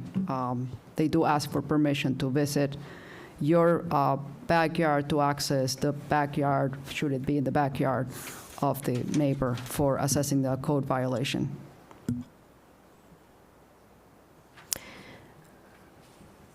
Do we have any more comments from people that are here in the audience? If not, we are going to move on now to the emails that we received. Andres? Yes, let me get those minutes. Sorry, I was looking for that one because that name sounded familiar, and I wanted to make sure that I hadn't missed anything. I haven't found it, though, so. You have not? Mr. Cesare. That name rings a bell to me, and I'm trying to find it in my email to see that it came in, and I... So let's go through the ones you did get, and then if you don't find it, then Lori can read it Yes. when we get done with the other ones, if you don't mind. Yeah, that's it. Okay, so as we spoke about before, I'm going to read them in verbatim. For that, the one thing I will note, unless they put it in their narrative where they live, if they normally put in their signature, here's where I live, I've taken that out simply because as part of OMA, we don't have to ask for people to have their address in there, and so I tend to keep those out of them. But anyways, so this one is from Venki and Mike Lacani. If you might remember, this is my own contacts. You might remember she was the one that they were the ones that applied for a permit in last June. So it says, thank you for reaching out. I appreciate the board evaluating the current fence regulations. The existing ordinance feels outdated and could be more accommodating to the current needs of the Indian Head Park residents. Since I am more comfortable expressing my thoughts in writing than in a public forum, please accept this email as my formal feedback. Regarding the proposal to allow partial backyard fences, this solution does not meet our family's needs. We currently have 2 young, high-energy dogs. For us, a fence is a significant investment, and a partial enclosure would not provide the necessary space for them to exercise within our property. When we moved to Indian Head Park, we had an elderly dog who stayed by our side. However, our current dogs will chase wildlife and run beyond property lines. If we are looking for a home today, we would simply could not move to a community that prohibits fencing. Additionally, the board's previous suggestions of electric fences are not a viable solution for our specific breed, nor have they always been effective in our neighborhood. We have witnessed multiple instances where dogs cross the electric line and then are too afraid to return home due to the shock. I may not be able to attend the meeting tomorrow, but please feel free to share this email with the board. In past meetings, the discussion has often been dominated by residents who prioritize aesthetic preferences over the functional safety and changing needs of their neighbors. While I understand the desire to maintain a certain look for the village, everyone's situation is different. We have full support of our immediate neighbors for a fence, yet we are currently restricted. I hope the board will consider a more flexible policy that accounts for the safety and containment of loved ones in a meaningful way. The next one is from Shannon and David Luezi. Good morning. I understand a meeting is taking place tonight about the ongoing conversation about fences. I am requesting that my comment be read and taken into great consideration. We live at 11202 Arrowhead Trail, the corner house in Wolf Road and Arrowhead Trail, northwest side. Our house has been significantly damaged by ice dams and a tornado. We have spent an enormous amount of money in the last 12 years on landscaping, the exterior and the interior of our home, which we love. Our landscaping, which gave us some visibility and privacy and help with noise reduction, was ruined by the tornado. We spent over $20,000 on the landscaping within the last few years, and it will take years before we ever get that back again. I don't think it is too much to ask for an option for those that border any busy street for an option other than wrought iron fencing. A staggered wood or wood-like board fence that would allow water flow and still give a natural look to any property could be an option. The fact that anyone has to have this continuous conversation about their property that they pay taxes for and are not part of an HOA is quite ridiculous to me. I don't believe it's much to ask for a little piece when sitting in our yard or on your deck that you have spent so much money on and take pride in. Respectfully, Shannon David Luezi. Next emailed comment was from Tony Bellina, but since he was here, I'm going to skip that. This next one is from Hillary Pashik, and I apologize if I said your name wrong. Hello, I'm a resident who lives at 6509 Blackhawk Trail. Our yard backs up to Wolf Road. Being able to have a fence for safety reasons for kids and pets, and to also provide a visual and sound barrier from the very busy street and extremely loud traffic that flies past our backyard would be an absolute dream. I am hopeful that these factors, safety, noise, privacy, visual disturbance, will be considered if or when choosing fence materials for along IHP's busy roadways. Thank you. Next one, it was from Greg Skovich, who is the Planning and Zoning Chair, who was giving us, providing his public comment as that. So, I write you in hopes of that this email can be considered during the board's meeting this evening. Unfortunately, I am traveling, as I would have preferred to attend the board meeting in person tonight. I'm writing to clarify the recommendation rendered by a 6-to-1 vote on the Plan Commission relative to a potential revision to the fence ordinance. I'd like to start by commending staff on the communication to the public regarding the agenda for tonight's board meeting. I saw multiple forms of communication throughout multiple channels. Thank you for your efforts and diligence in community outreach. It was, however, articulated in the community outreach that the board is considering action that is in excess of the recommendation rendered by the Plan Commission, and I wanted to share the history behind the Plan Commission recommendation. As well you know, given each of you at the meeting with the Plan Commission, this subject was not taken lightly. Over the course of 6 months and at the request of the board, the Plan Commission formulated a plan and schedule that allowed for numerous opportunities for the public to be engaged by way of public hearings and through the community survey. Additionally, the Plan Commission tasked staff with studying fence ordinances from neighboring communities that could compare and leverage the successes and failures within these outside fence ordinances. Ultimately, after this exhaustive effort, we rendered a decision that would be supported a change to the fence ordinance largely driven by the changes contemplated by governing bodies, IDOT and Cook County DOR, outside the control of Indian Head Park. The Commission was sensitive to the residents who abut major thoroughfares and understand that planned improvements, particularly along Wolf Road and Plainfield, are outside of their control and the control of Indian Head Park. Given the lack of control on timing and scope of these roadways improvements, the Plan Commission supported controlling something that we could influence, which was to recommend the board the approval of fencing on property lines immediately adjacent to these, and others not specifically included in this email but contained within our recommendation, thoroughfares. While we considered expanding the scope of the recommendation to include side yards and front yards, we felt that this would be inappropriate given the intent behind the original ordinance and the Indian Head Park vision when the community was originally planned. We took the safety of children and pets very seriously. Many commissioners have children and pets, but felt this was responsibility is no different than the responsibility bestowed upon Indian Head Park residents from its incorporation to today. Again, I apologize for not being able to attend and present this personally, but would appreciate if it can be formally entered into the record this evening so as to clarify the intent behind the Plan Commission recommendation. The Plan Commission understands that our scope is limited to recommendation only, and the board has ultimate authority, but we are hopeful our 6 months of effort and due diligence will lead to our recommendation is considered appropriately. Finally, the Plan Commission would like to formally thank trustees Gazis and Svetska, who joined us for the ride and provided helpful context on our task in evaluating the ordinance. There was an appropriate amount of emotion expressed on this sensitive subject, and it is abundantly clear that the officials elected by the Indian Head Park are taking this seriously. Please let me know if you have any questions. Responses may be difficult, but we'll keep an eye on the email communication. Now it's from Greg Skovich. Give me one moment, please.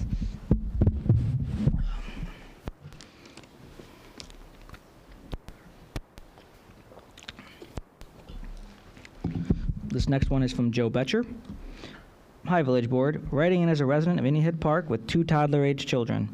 As I'm listening to the board meeting from March 12th, regarding the fence ordinance, the continued conversation is around safety for kids and pets along major roadways and in the scenario of a pool water.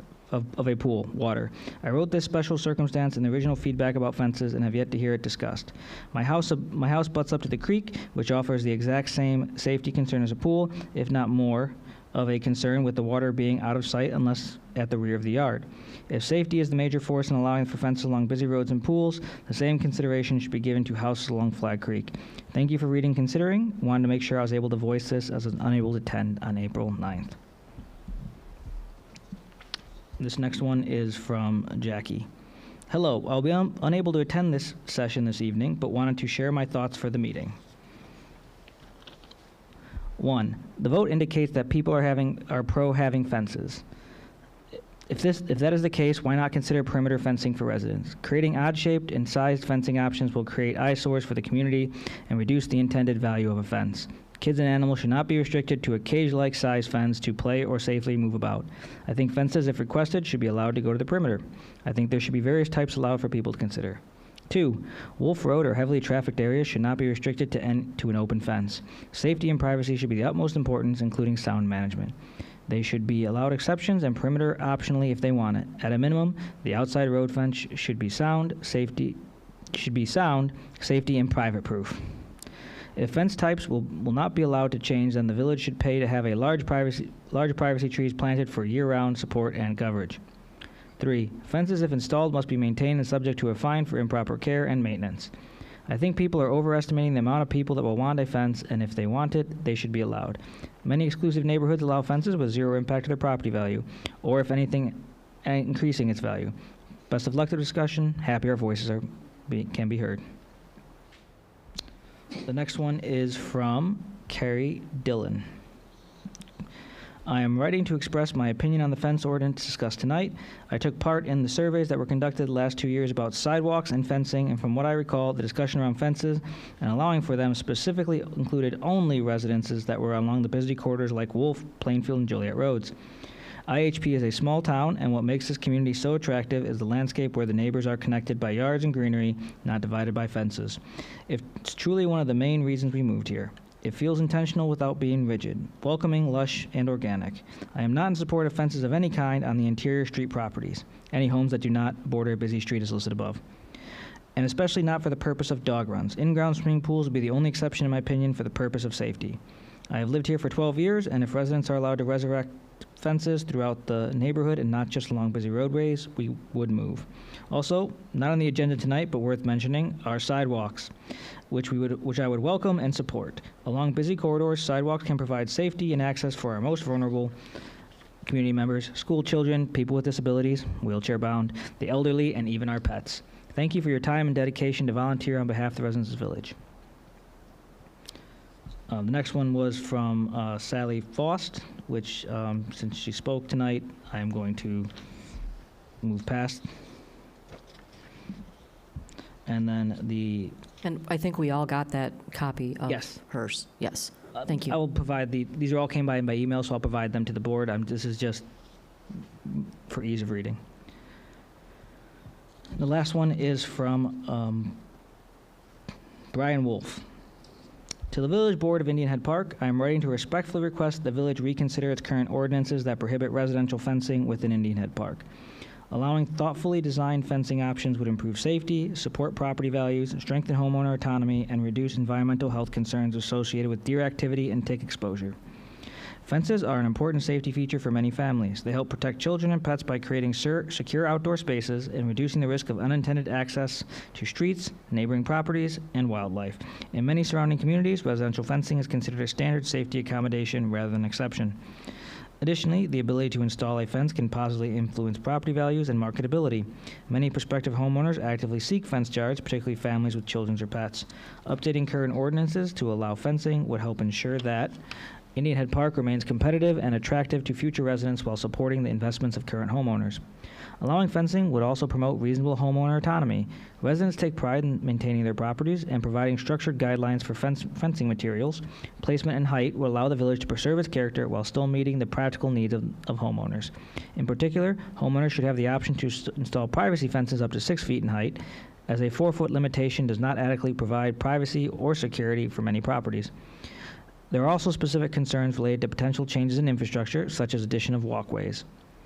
In some cases, new walkways may reduce natural privacy buffers and require the removal of existing landscaping. Replacing mature trees and plantings can be costly and time-consuming, placing additional burden on homeowners. In these situations, the ability to install an appropriate privacy fence becomes even more important to maintain reasonable privacy and property enjoyment. Finally, fencing can help reduce deer access to residential yards. Deer frequently carry ticks that can transmit illnesses such as Lyme disease. Limiting deer movement through private yards can reduce exposure for both families and pets and contributes to a healthier residential environment overall.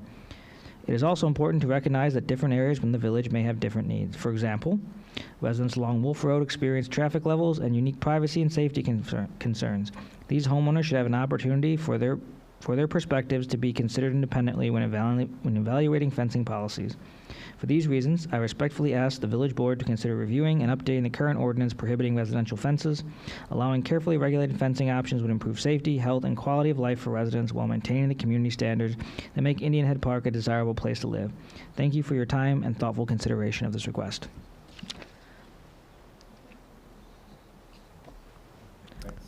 I was not able to find Mr. Cesari's comment. If you would like Lori Davis. Lori, to do you go want to back. read Mr. Tesseri's or Tom?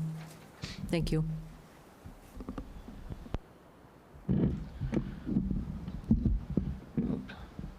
right, this is an email that was sent from Dr. Cesari. Joe and Nancy live in the first cul-de-sac off of where you first come in towards Apache. And they've been there 48 years also. Anyway, this is what Dr. Cesari wrote, is I attended the last village board meeting. The board and the administrators present did not discuss the fact that the Planning and Zoning Commission had voted against fences except for the immediate portion of the lot abutting Wolf Road, Joliet Road, and Plainfield Roads or commercial establishments. In fact, the Planning and Zoning Commission report was completely ignored, as were the input of residents to that commission. I live in the 45 acres where the majority of residents surveyed did not want fences except for the exception noted above. In fact, a large portion of the survey responses favored fences come from the east of Wolf Road, where fences are prohibited by HOA rules. It said that people want fences for their dogs. Resident dogs have done very well in IHP for decades without fences with utilization of electric fences. What about fences as a crime prevention tool? As acknowledged by the board at the last meeting, there are strong statistics that show that neighborhoods with fences are less safe. People are drawn to open vistas. At the last board meeting, a couple that had recently moved to IHP from LaGrange remarked to me that fences in LaGrange were an impediment to camaraderie with neighbors, and they had found IHP to be much more friendly. I had that same experience, by the way, to a different couple. We have something unique and of value in Indian Head Park. Our open views and vistas, let's not lose it. More than limited fencing will assure the loss of IHP's character forever. I have sat through many planning and zoning committee meetings and board meetings where fences have been discussed. There have been very few public comments in favor of fences, and there have been many opposed. Is the board and the administrator's desire to serve the will of its constituents or its own agenda? Sincerely, Joe Cesari. Thank you. And if you can just send, did you find that so we can have it for the record? Okay. Well, we need to get that forwarded. Yes? I just want to say one more thing. Historically, how often does the board vote differently than building and zoning recommendation? This was 6-1 in favor of not changing the ordinance. How much weight do they carry, the building and zoning? A bunch of us went to a lot of meetings. You can answer that. Gavin will answer the role of the Planning and Zoning Commission and the role of the board. The Planning and Zoning Commission is an advisory commission. Their role and authority is to advise the board, and then the board has the authority to make a decision taking into consideration that advice, but they also take into consideration other input from the public. They take, for example, with this specific issue, they took the record from the Plan Commission. They took guidance from the consultant about how to achieve what the board's vision was, and there was a significant amount of community engagement, which we've talked about tonight. But all of those were just pieces of information that the board has taken into consideration, and each of the board members will vote as their conscience directs them to vote on this issue when we bring the final ordinance for approval. May I add something? I just want to add that the advice of the Planning Commission was basically taken in by us, and if you notice, this is why we applied the fences to the abutting areas abutting the major roads. And then we are not approving perimeter fences in inside the neighborhoods. But the reason why the safety, smaller fenced areas was introduced was because there was an incredible amount of feedback from the public about safety for children and pets. So we did take the advice of the planning and zoning, and that is why there's the reason why we didn't consider perimeter fencing inside the neighborhood. So. If I can add too, I mean, we can read all the surveys that we got back and tabulate them so we know what the numbers are. But what I found even more helpful were all of you today presenting your views. I think it's much more powerful than just reading a survey on paper, so thank you for coming out. You're helping us in the decision-making process. All righty, are there any more comments before we move on now to the next part of our agenda is the report section of our agenda where we go and hear from our administration, our chief, and public works. So before we move on in the meeting, I want to make sure that everybody has had a chance. We've read all the letters now, so we can now move on to our report section of the meeting. There's some really good information that we're going to be providing about all of our grants and things, so. Are we going to be discussing this now within the board? Yes. Further? Yes, I think we should spend a moment discussing it. Okay. Thank you for slowing me down. So, comments, feedback? So just to confirm what I think I'm hearing. So I'm hearing that we have two separate issues that we are discussing potential ordinance amendments for. One would be for fencing on the yards that are along what we call the busy streets. So that's one thing to consider for voting on. And the second thing that we're not going to vote on tonight, sorry. The second thing to consider will be the discussion about the limited area fences and backyards on interior properties. So is that correct? There's two separate items. That's how I look at it. Or I think Andres on the last, this is a really good, I think, way to look at it, which he had here. Do you want to just go through that, Andres, really quick? So we have the busy roads. Yes. So the key decisions we needed that staff needs from the board, and that is on busy roads, which there seems to be a strong feeling for allowing them. Whether we're looking at these are full property, allowing them for multiple different yards, or they're very limited to where they are on the property. So that option could be whether the board thinks they should just be on the abutting property lines, whether they should be limited to 1 or 2 yards if they abut it with multiple yards. So if there's like a front yard and a side yard, maybe only one of those yards, or if they want it to be multiple, any yard that touches it, or if they want them to allow them every single yard and, that surround the entire property. So that's what we're really looking at for the busy roads on that one. And then for the neighborhoods, there's really, or in the interior ones, there's really the three kind of choices that we're looking at on that. And it is, are you going to, I'm going to go from the most restrictive to the least. Do you have no change, not allowing them in any of the interior properties? Are you allowing them only in a certain area amount of it? So 25%, 35%, 15%, whatever the board looks at. Or would you allow full backyard fences, full depth perimeter fences? So those are the kind of, Sorry, you said full backyard fences and then you said full perimeter fences. When I said full backyard fences, I meant full perimeter backyard fencing. Okay. Enclosing the backyard. Yeah, enclosing the backyard. So it's on basically the perimeter. No fence, some fence, all the fence, to make it simple at 9 o'clock at night.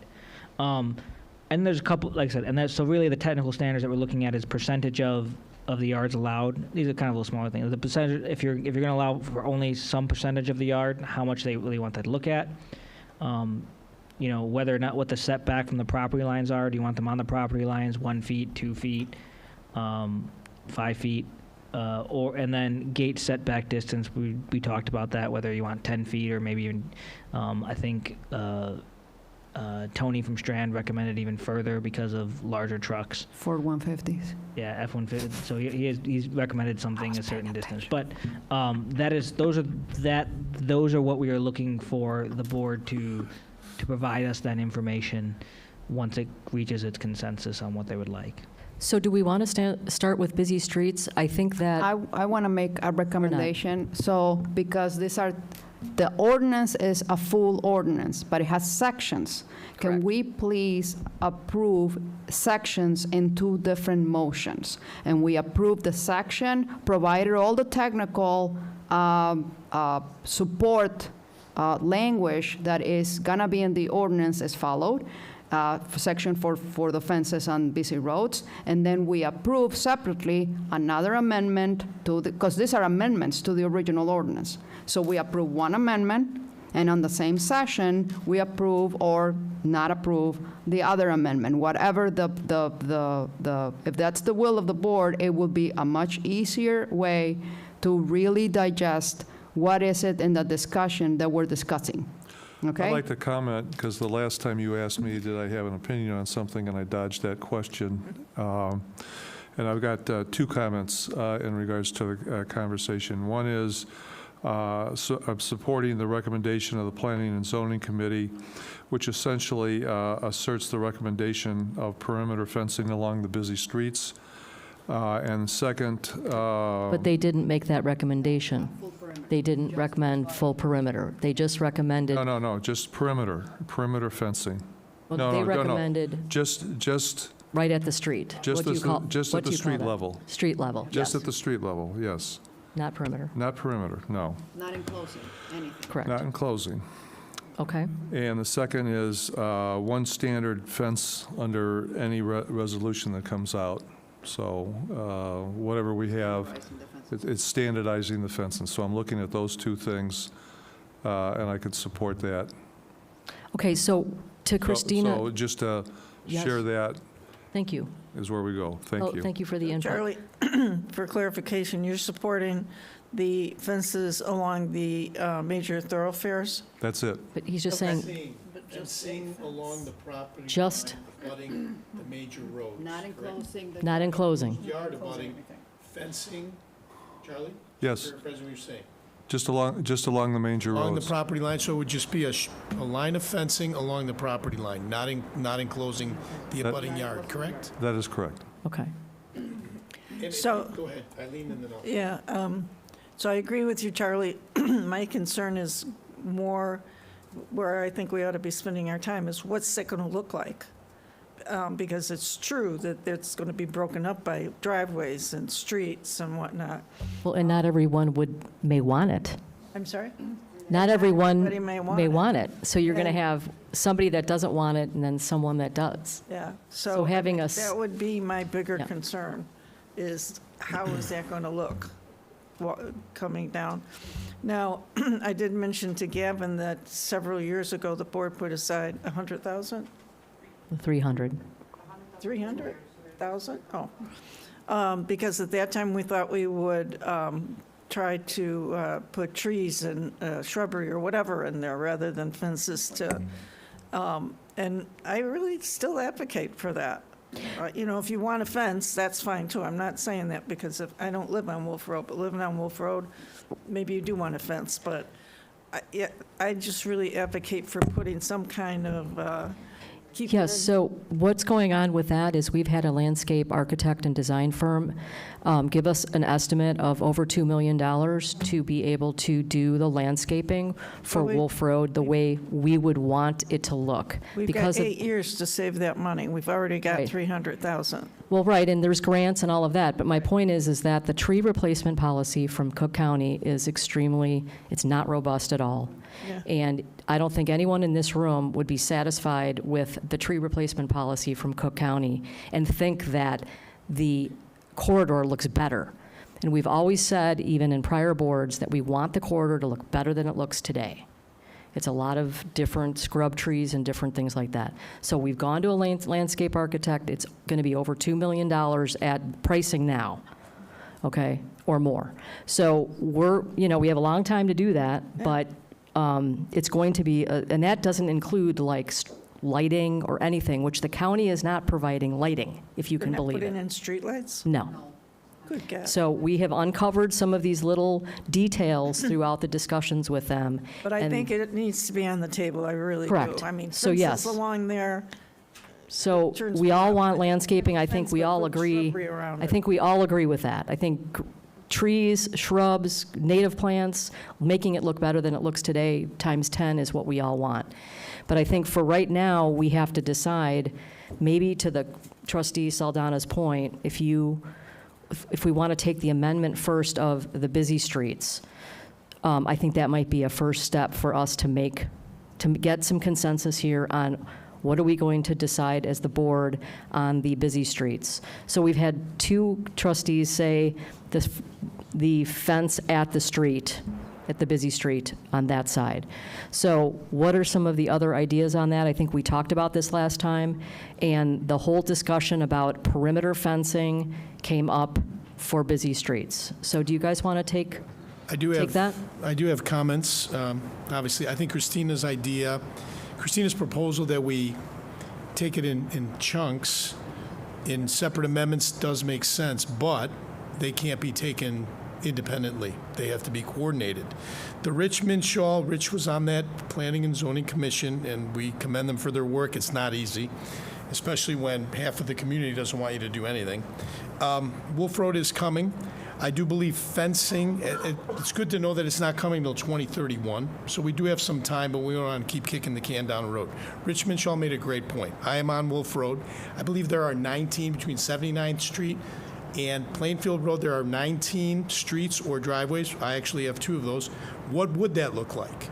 Jim may want a fence on Wolf Road enclosed. I think fencing along the way may look worse than a perimeter fence on those lots. But again, that's what we should discuss. It's not going to look like timber trails because there's 19 streets or driveways on that side of the fence, and it's coming. All that buckthorn, we hate the buckthorn. It's going. But that buckthorn does provide Screening. you know, it does provide greenery at times. We have 4 evergreens, a white oak, and several other trees we will lose. $300,000, again, $2 million I think is a conservative estimate to get that greenery back. So we should consider the busy streets independently from the backyards. I do think, and a lot of the comments, for me, it would be hypocritical to say Wolf Road, busy roads can have a fence because I am on a busy road, and say Christina, Danielle, nobody else can have it. So I do have an issue with the different measurements and the enforcement and these little, you know, protective fencing off the house. I think that might actually look worse than if we just allowed a standard backyard property line fence, but I still haven't reconciled that. And we are giving up something with the aesthetics once we go down this road. So it's not like we can put a whole timber trails fencing around the community and protect the community, then keep it open inside. That is not an option. But I guess where I'm at, I think we should take it in separate amendments, but they definitely have to be coordinated. And what is it going to look like? So to finish that off, though, so what is your feeling about, Charlie and Eileen talked about one fence at the end, and are you saying perimeter? I do not feel like that is a solution that solves anything. I know that's what the commission came up with, because I believe the commission, with all their work, they didn't want to do anything, so they gave the least amount that they could do. But what would that do? I'm on Wolf Road. In practicality, or anybody else, I'm on Wolf Road. My house faces Wolf Road. I'm not going to put up fencing in front of my house next to the sidewalk after losing 4 evergreens. Now, what about the families that are south of me or north of me that back up to Wolf Road?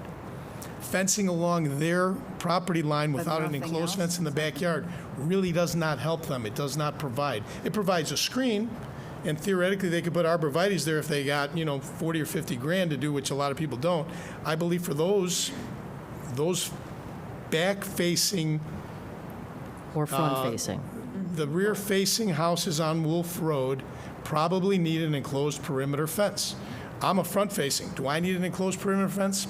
Probably not. So we might even split the amendment farther without being discriminatory. So I disagree with Charlie and Eileen. I would do nothing before I would do that. So that's where I'm at. I would not do that at all. I would do just no have fencing. one fence. I would do no, if we're going to say let's put fencing along the property line, I wouldn't want to do anything, because I don't think that solves any of the safety concerns. I think it's just window dressing. So to clarify, I don't think that the ordinance should actually call the yards front or back.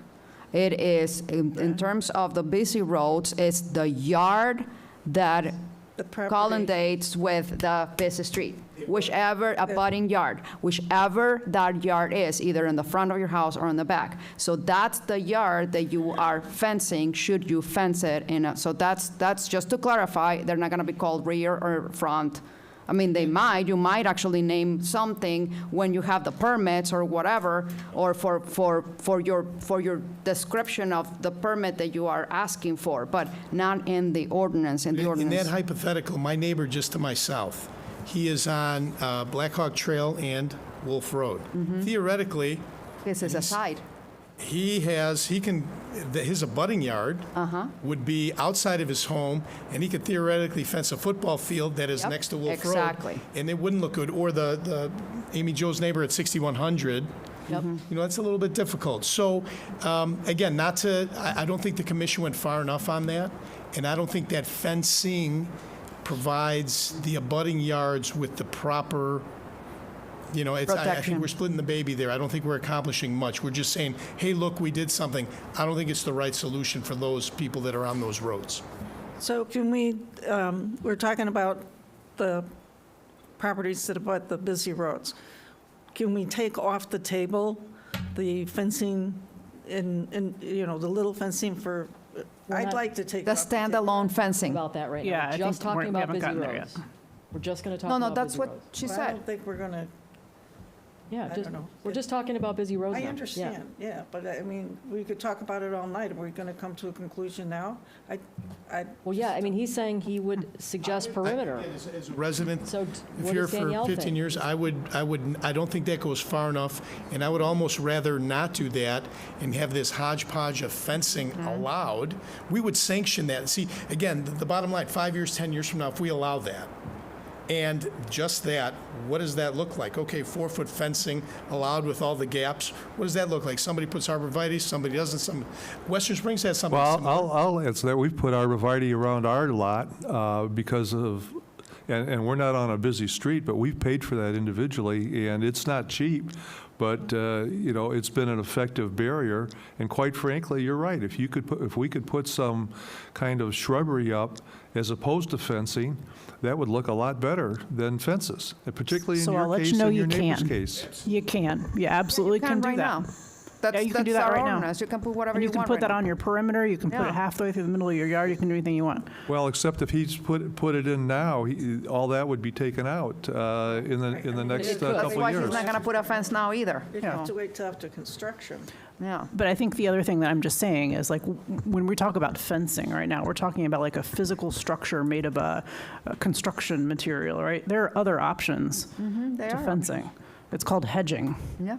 You can actually build a living fence, an impenetrable living fence along any part of your property, down the middle, in your front yard. It does not matter. You can plant it anywhere you want to if you're going to maintain it and train it to grow.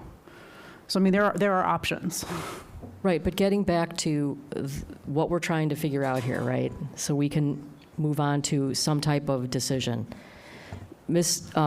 Trustee Saldana made the suggestion that we look at the amendment for the busy roads first. So Trustee Gazis has expressed that he would be open to perimeter fencing versus just having a fence at the end of the lot that's near the busy road. Yes. Okay. So Danielle? I agree with that, only for the properties that are along these busy streets. Okay. I disagree because I don't understand how that's gonna look better than just a hodgepodge of fences here. Well, it's not that it's looking better, it's providing security and safety to that homeowner. It's a Yeah, it's functionality providing issue. It's functionality. not a aesthetic issue. Safety from what? From whatever the homeowner deems they're unsafe from being on a busy street. Playing in the backyard. I'm sorry? Again, all right, so, again, you guys know, you've been on you've heard this story a million times. We are on Wolf Road, we've been there since 2011. I've been coming to the meetings since Amy Jo was on this side of the dais and et cetera, et cetera.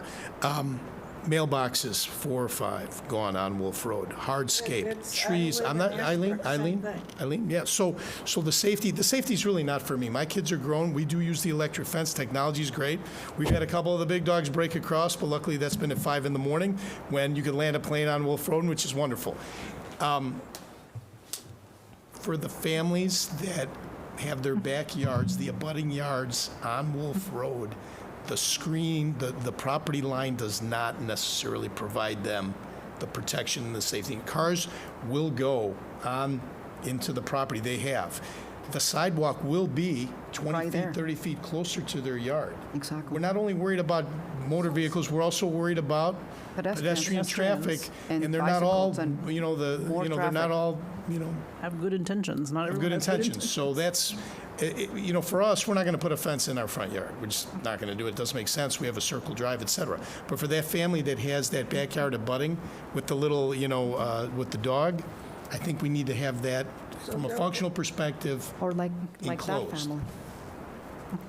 I'd like to hear. Public comments? No, we're done with. No, we're on the board level. We're not going back to the public. Okay, so Danielle, you support that? I support perimeter fencing on the houses that are along busy Just streets. for aesthetic purposes, I would support the fence along Wolf Road and maybe halfway back, or not the whole. It goes back to the house. To the That's what we talked about. House. So that's what we're saying. Do you agree with that or not? That's what we're trying to get to here. I'm beginning to agree with that. But I still am adamant that we do something about the shrubbery or the bushes or whatever along with. I think that's a different topic. Right, that but that's was a- different. Do it at the same time because we have to start saving No. money now. Well, we're not going to do any of that until after the road is constructed. Right. So Well, if you're we gonna do put this the first, fences in? they're going to be able to put their fences in when we pass this. Now, who would put a fence up with But then they're not 2031 gonna or put it 41 up if coming? they're gonna Probably They not might. take it many. down. Well, they might. I mean, somebody Up can, but to then them, they'd have to take it out. right? I would put in the ordinance that they need to be put in after the road is put in. I mean, That's isn't not that a helpful to our personal residents preference? right now that are asking for it, though. If they want it and it's on their lot, why should we say you I can't think do it? Eileen would say, I'm okay with the fence, but I want the fence covered, I don't want to see it. Yeah. You're saying so screening you for could the s- fence, right? So You want this- we you can want put the fen- screening. You'll allow the fencing perimeter, I you don't want care it about- screened. Yes.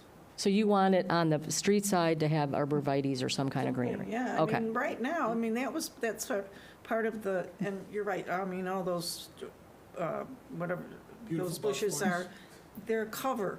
So it looks like you're going down this beautiful Okay, road, so, and you're going to have metal fences up there? so what I heard you say is you would support a perimeter fence on a busy road if there was screening Yeah, on, with.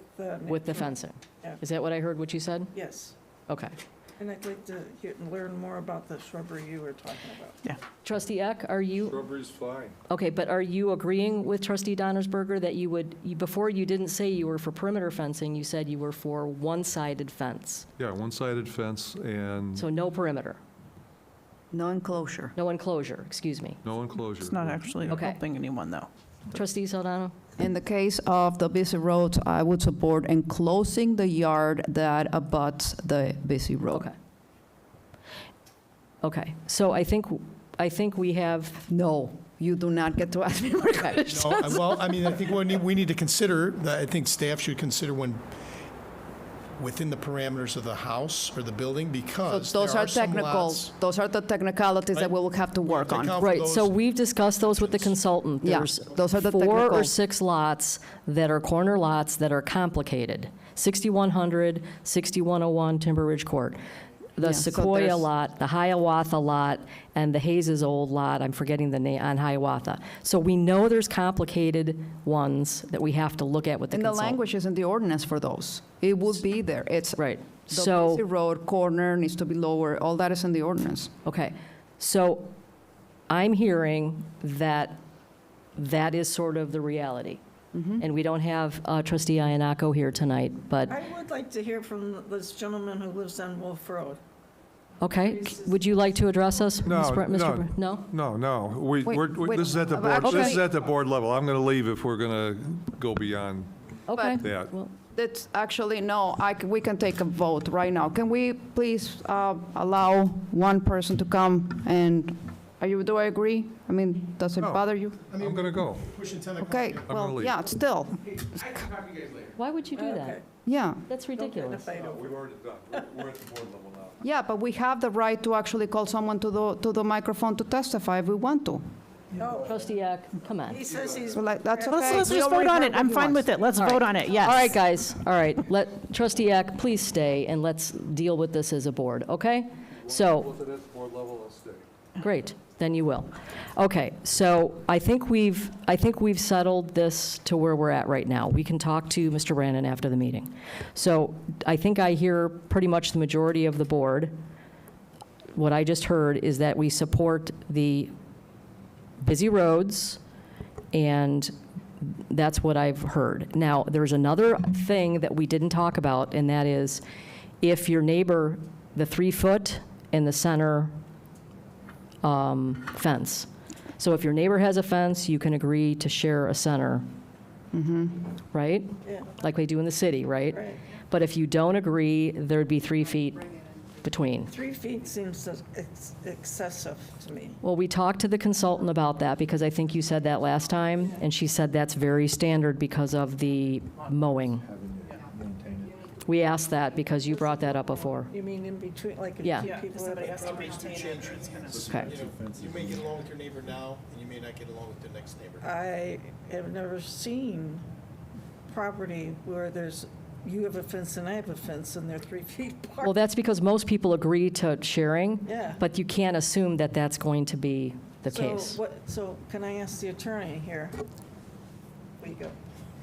I don't blame you. Somebody wake Rick up over there. So while he's listening. thinking, I can tell you that the reason why you have to give the 3 is because not everybody actually does the surveying correctly. And if the surveyor comes in after the fence has been built, some of the, and especially in Indian Head Park, the properties will start in one point and will come at an angle.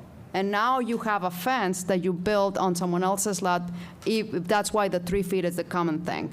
Not only for maintenance, but for future fights Okay, between but the. I want to ask my question.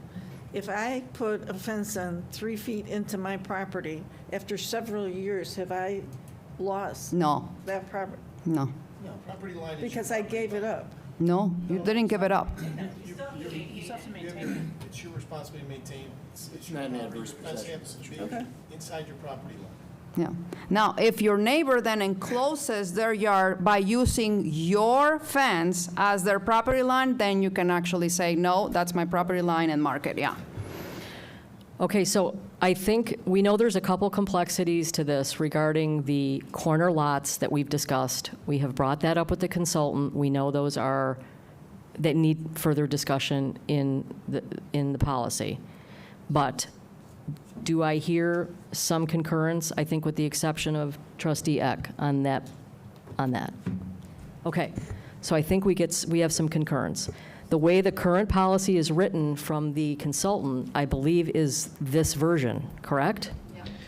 This version that has been sent out was a version that combined what Chantel had sent us, our consultant, from looking at your last discussion, also with what the changes are, Tony from Strand as well, for some specifics, and I kind of just reorganized it a little Oh, bit yeah, to make it Tony. easier to read. Yep.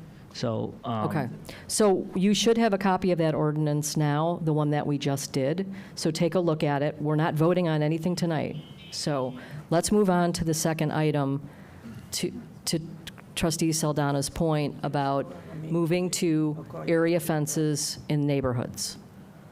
So would you like to Sure, start? I would definitely like to opine.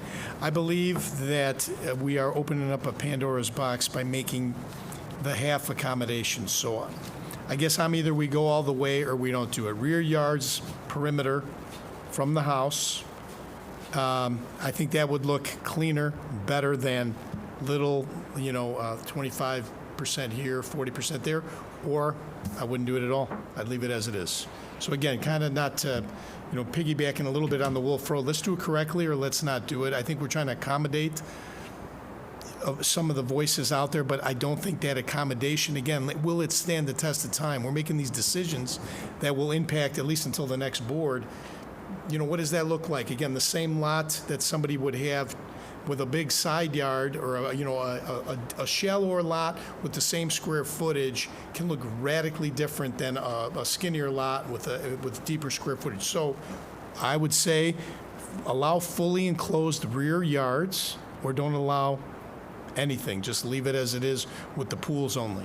Jim, I agree with you. And what, but I'm going to take it one step further and say no perimeter fences, just leave it as it is. Okay, Danielle, I didn't hear your opinion. I'm kind of split on this one. Like, I had originally thought that I liked the idea of the percentage as an option, but after talking to a few residents and seeing some kind of like potentially rendered pictures, I think that I am not in favor of that. I think that could potentially just look disjointed and really mess up any aesthetic that could potentially be as a result of fences. So I think with that being said, I'm going to agree with Jim. I'm going to say either we go for full backyard perimeters or we don't do it at all. Okay. Because I just think that there's too much inconsistency with the different lot sizes and variations that we have. So Eileen, I don't want backyard fences at all. okay. Perimeter, Nothing. otherwise. You're saying nothing, right? Nothing. Okay. Trustee Eck? No backyard fences. Okay. Trustee Saldana? So I want to be fully transparent. I brought the language for the partial fencing as a way to foster discussion and figure out what could be a compromise with the residents. In full disclosure, I don't want fences in the backyard. I never wanted them. I don't care for them, but I represent the residents. Now, I live in Old Town, and as per the survey, the majority of the residents that would be affected by the aesthetics of putting partial or full perimeter or whatever fences inside the neighborhoods voted against it, 54%. So if you analyze, who's in the west, who's in the east, the people in the east are almost fully on HOAs, and they have to go by the HOA regulations. So maybe we should form an HOA on the Old Town and, just get all the nonsense out of the way. But then other nonsense comes in. So I will not support fencing in the backyard, in neighborhoods. In the neighborhoods, Okay. because I have heard what the majority of the people affected by them have said. I know it's only 54%, but it's still the majority. And people, win elections by one vote and toss coin sometimes. So that's my opinion. Okay, so I think what we should do then for the next meeting is prepare the amendment for the first item. I know trustee Iannacco is not here, so we need to probably have a discussion with him, give him a chance. So we should bring both amendments next meeting, and then we can cover off with each other before the fact, just to make sure we have everything there for the next meeting to have a fruitful discussion then. Well, I think, just to, I think trustee Iannacco may lean this way, do it correctly, don't do the partial, or don't do it at all. So we have 3, don't do it at all, right? And we have 3, don't do it at all, or do the full. No. 1, 2, 3, 4. 1, 2, 3, 4. Eileen, Charlie.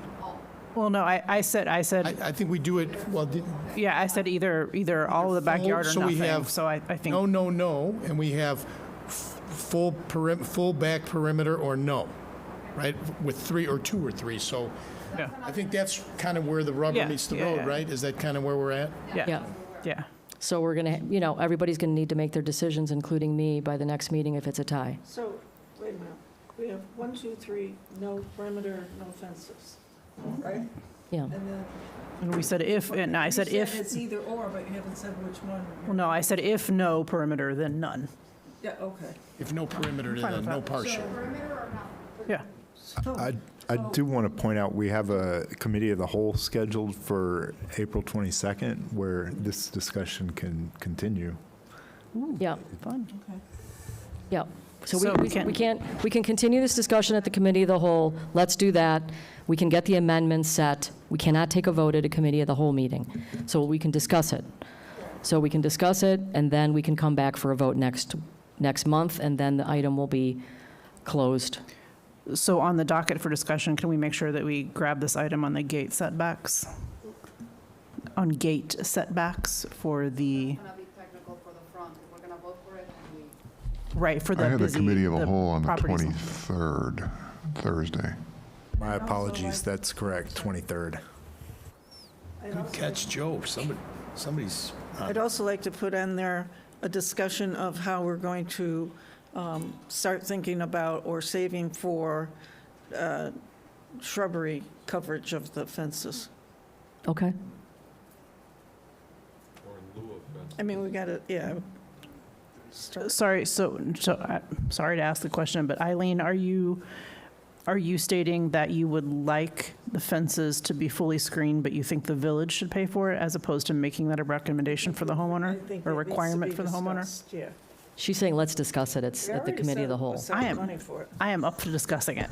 Absolutely. Yeah, at committee of the whole, we'll discuss the whole issue of landscaping on busy roads, Somebody's going. because 2 of them are going to be redesigned.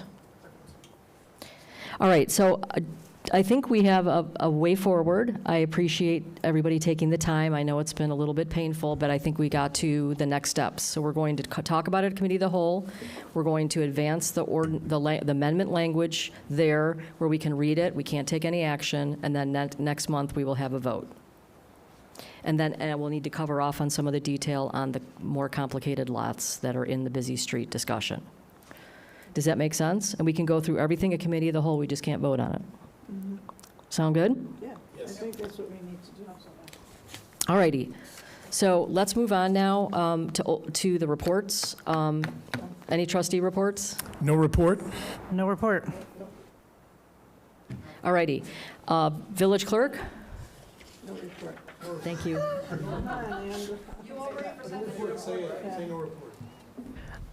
I was asked to give some updates on items by the mayor, so I'll defer to her if she wants me to give no Well, we report. can do that at Committee of the Whole. All How right, about that? I have no report.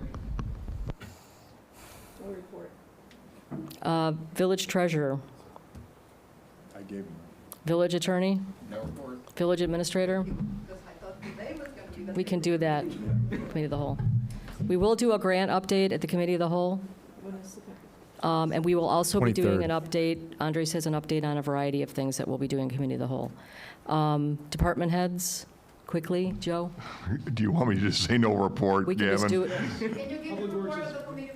I'm not going to be here. I'll be on vacation. Okay, so yes, because there is an important quick. discussion about the roads. There's so, quick, yeah, yes. I'll be quick. So as far as the roads go, this is just a quickie. So we put a project plan into the IEPA along with Strand, and that was approved. It's the first step you got to go through in order to get, hopefully try and get some loan funding on some of these projects. So we've been talking about the Pontiac Keokuk Road Program, but we wanted to obviously do the water main first on that. So we started this process and we wanted it to continue. We could have said, yeah, let's just do the project, pay the $1.5 million, and let's move forward. After speaking with Gavin, we decided let's follow the process. Let's keep moving forward and see how it does. So the first process passed. We approved our project plan, which is not just that project, but 6 other projects. So we're ahead of the game going forward with any project. So the first round of loan funding will be found out in May to see if we qualify. If not, we will find out in December in the bypass funding if we would be able to get a loan for the Pontiac, which we're trying to actually put in the Blackhawk Trail water main and road program together with that one, so we can do a bigger project with loan money so that we could possibly get started on that. So that's kind of where we stand with that, so that as much as we've been talking about the Pontiac Road Program and Keokuk, not saying that it's not important, it's been pushed a little further back just to see if we can get the loan funding. So with that being said, we're looking at possibly doing maybe a couple of other road programs this year to supplement the Pontiac project that's been pushed back a little bit. So we're considering the Ashbrook subdivision as an option for a road program and a couple of small areas. We're looking at roads, obviously, that don't get impacted by the infrastructure of a water main project. And since that's not our water main over there, we could do that road. And then we have a couple of sections around Cascade that wouldn't be affected either. So that's where we're going with our road program, hoping to do something like that. I'll discuss with Gavin and see where we go. We're looking into that. We got some numbers as to how much it would cost to do those road programs. I know, hurry up, sorry. Stormwater, the mayor and myself and our intern Brandon were at a stormwater infrastructure luncheon this week in Countryside, and they kind of gave us an update on a lot of the projects that are going around in the area that included Plainfield and stuff like that. So Bless you. that was very good. We also had my jet truck in town doing some stormwater maintenance at various trouble spots in town, including the Pontiac Bubbler. Everybody knows what that is. And we also in-house did some work on the Pontiac Bubbler. If you go by there, you'll see we did a little bit of ditch work over there, made it a little bit nicer, and it's still going to do what it does, but it's hopefully going to do it more efficiently. So, and also with that being said, with stormwater, we're going to put a little something out on our social media. Public Works does everything they can to prevent any kind of flooding. Obviously, we go out before storms. We try and do it during storms. We clean up after. But we ask for the public's help. If you see your storm sewer has leaves and stuff on it during a storm, we're not here. If it's an emergency, obviously call the police department, will come in. But if the public could help us out with cleaning your grate in front of your house, that would help us out a ton. Other than that, our louver program for the Public Works building, it goes on the street for bid next week, bid opening on April 30th, and hopefully if it goes through, we'll put it on the board meeting for May. Garden plots are good.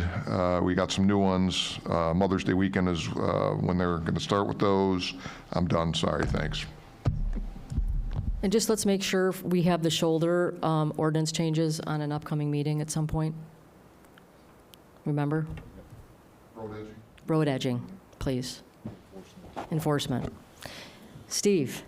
I'm happy to report that I'm revamping the police department report, so I don't have one. I would like to share, I feel fortunate to have been selected for this interim position, and hopefully with your support, we can make a good police department even better. Thank you. All righty. Did I miss anyone? We do not need to go to executive session, so I will take a motion to adjourn, please. Motion to adjourn. Second. All in favor? The meeting is adjourned. Thank you. Yes, sir. Committee of the whole? Okay.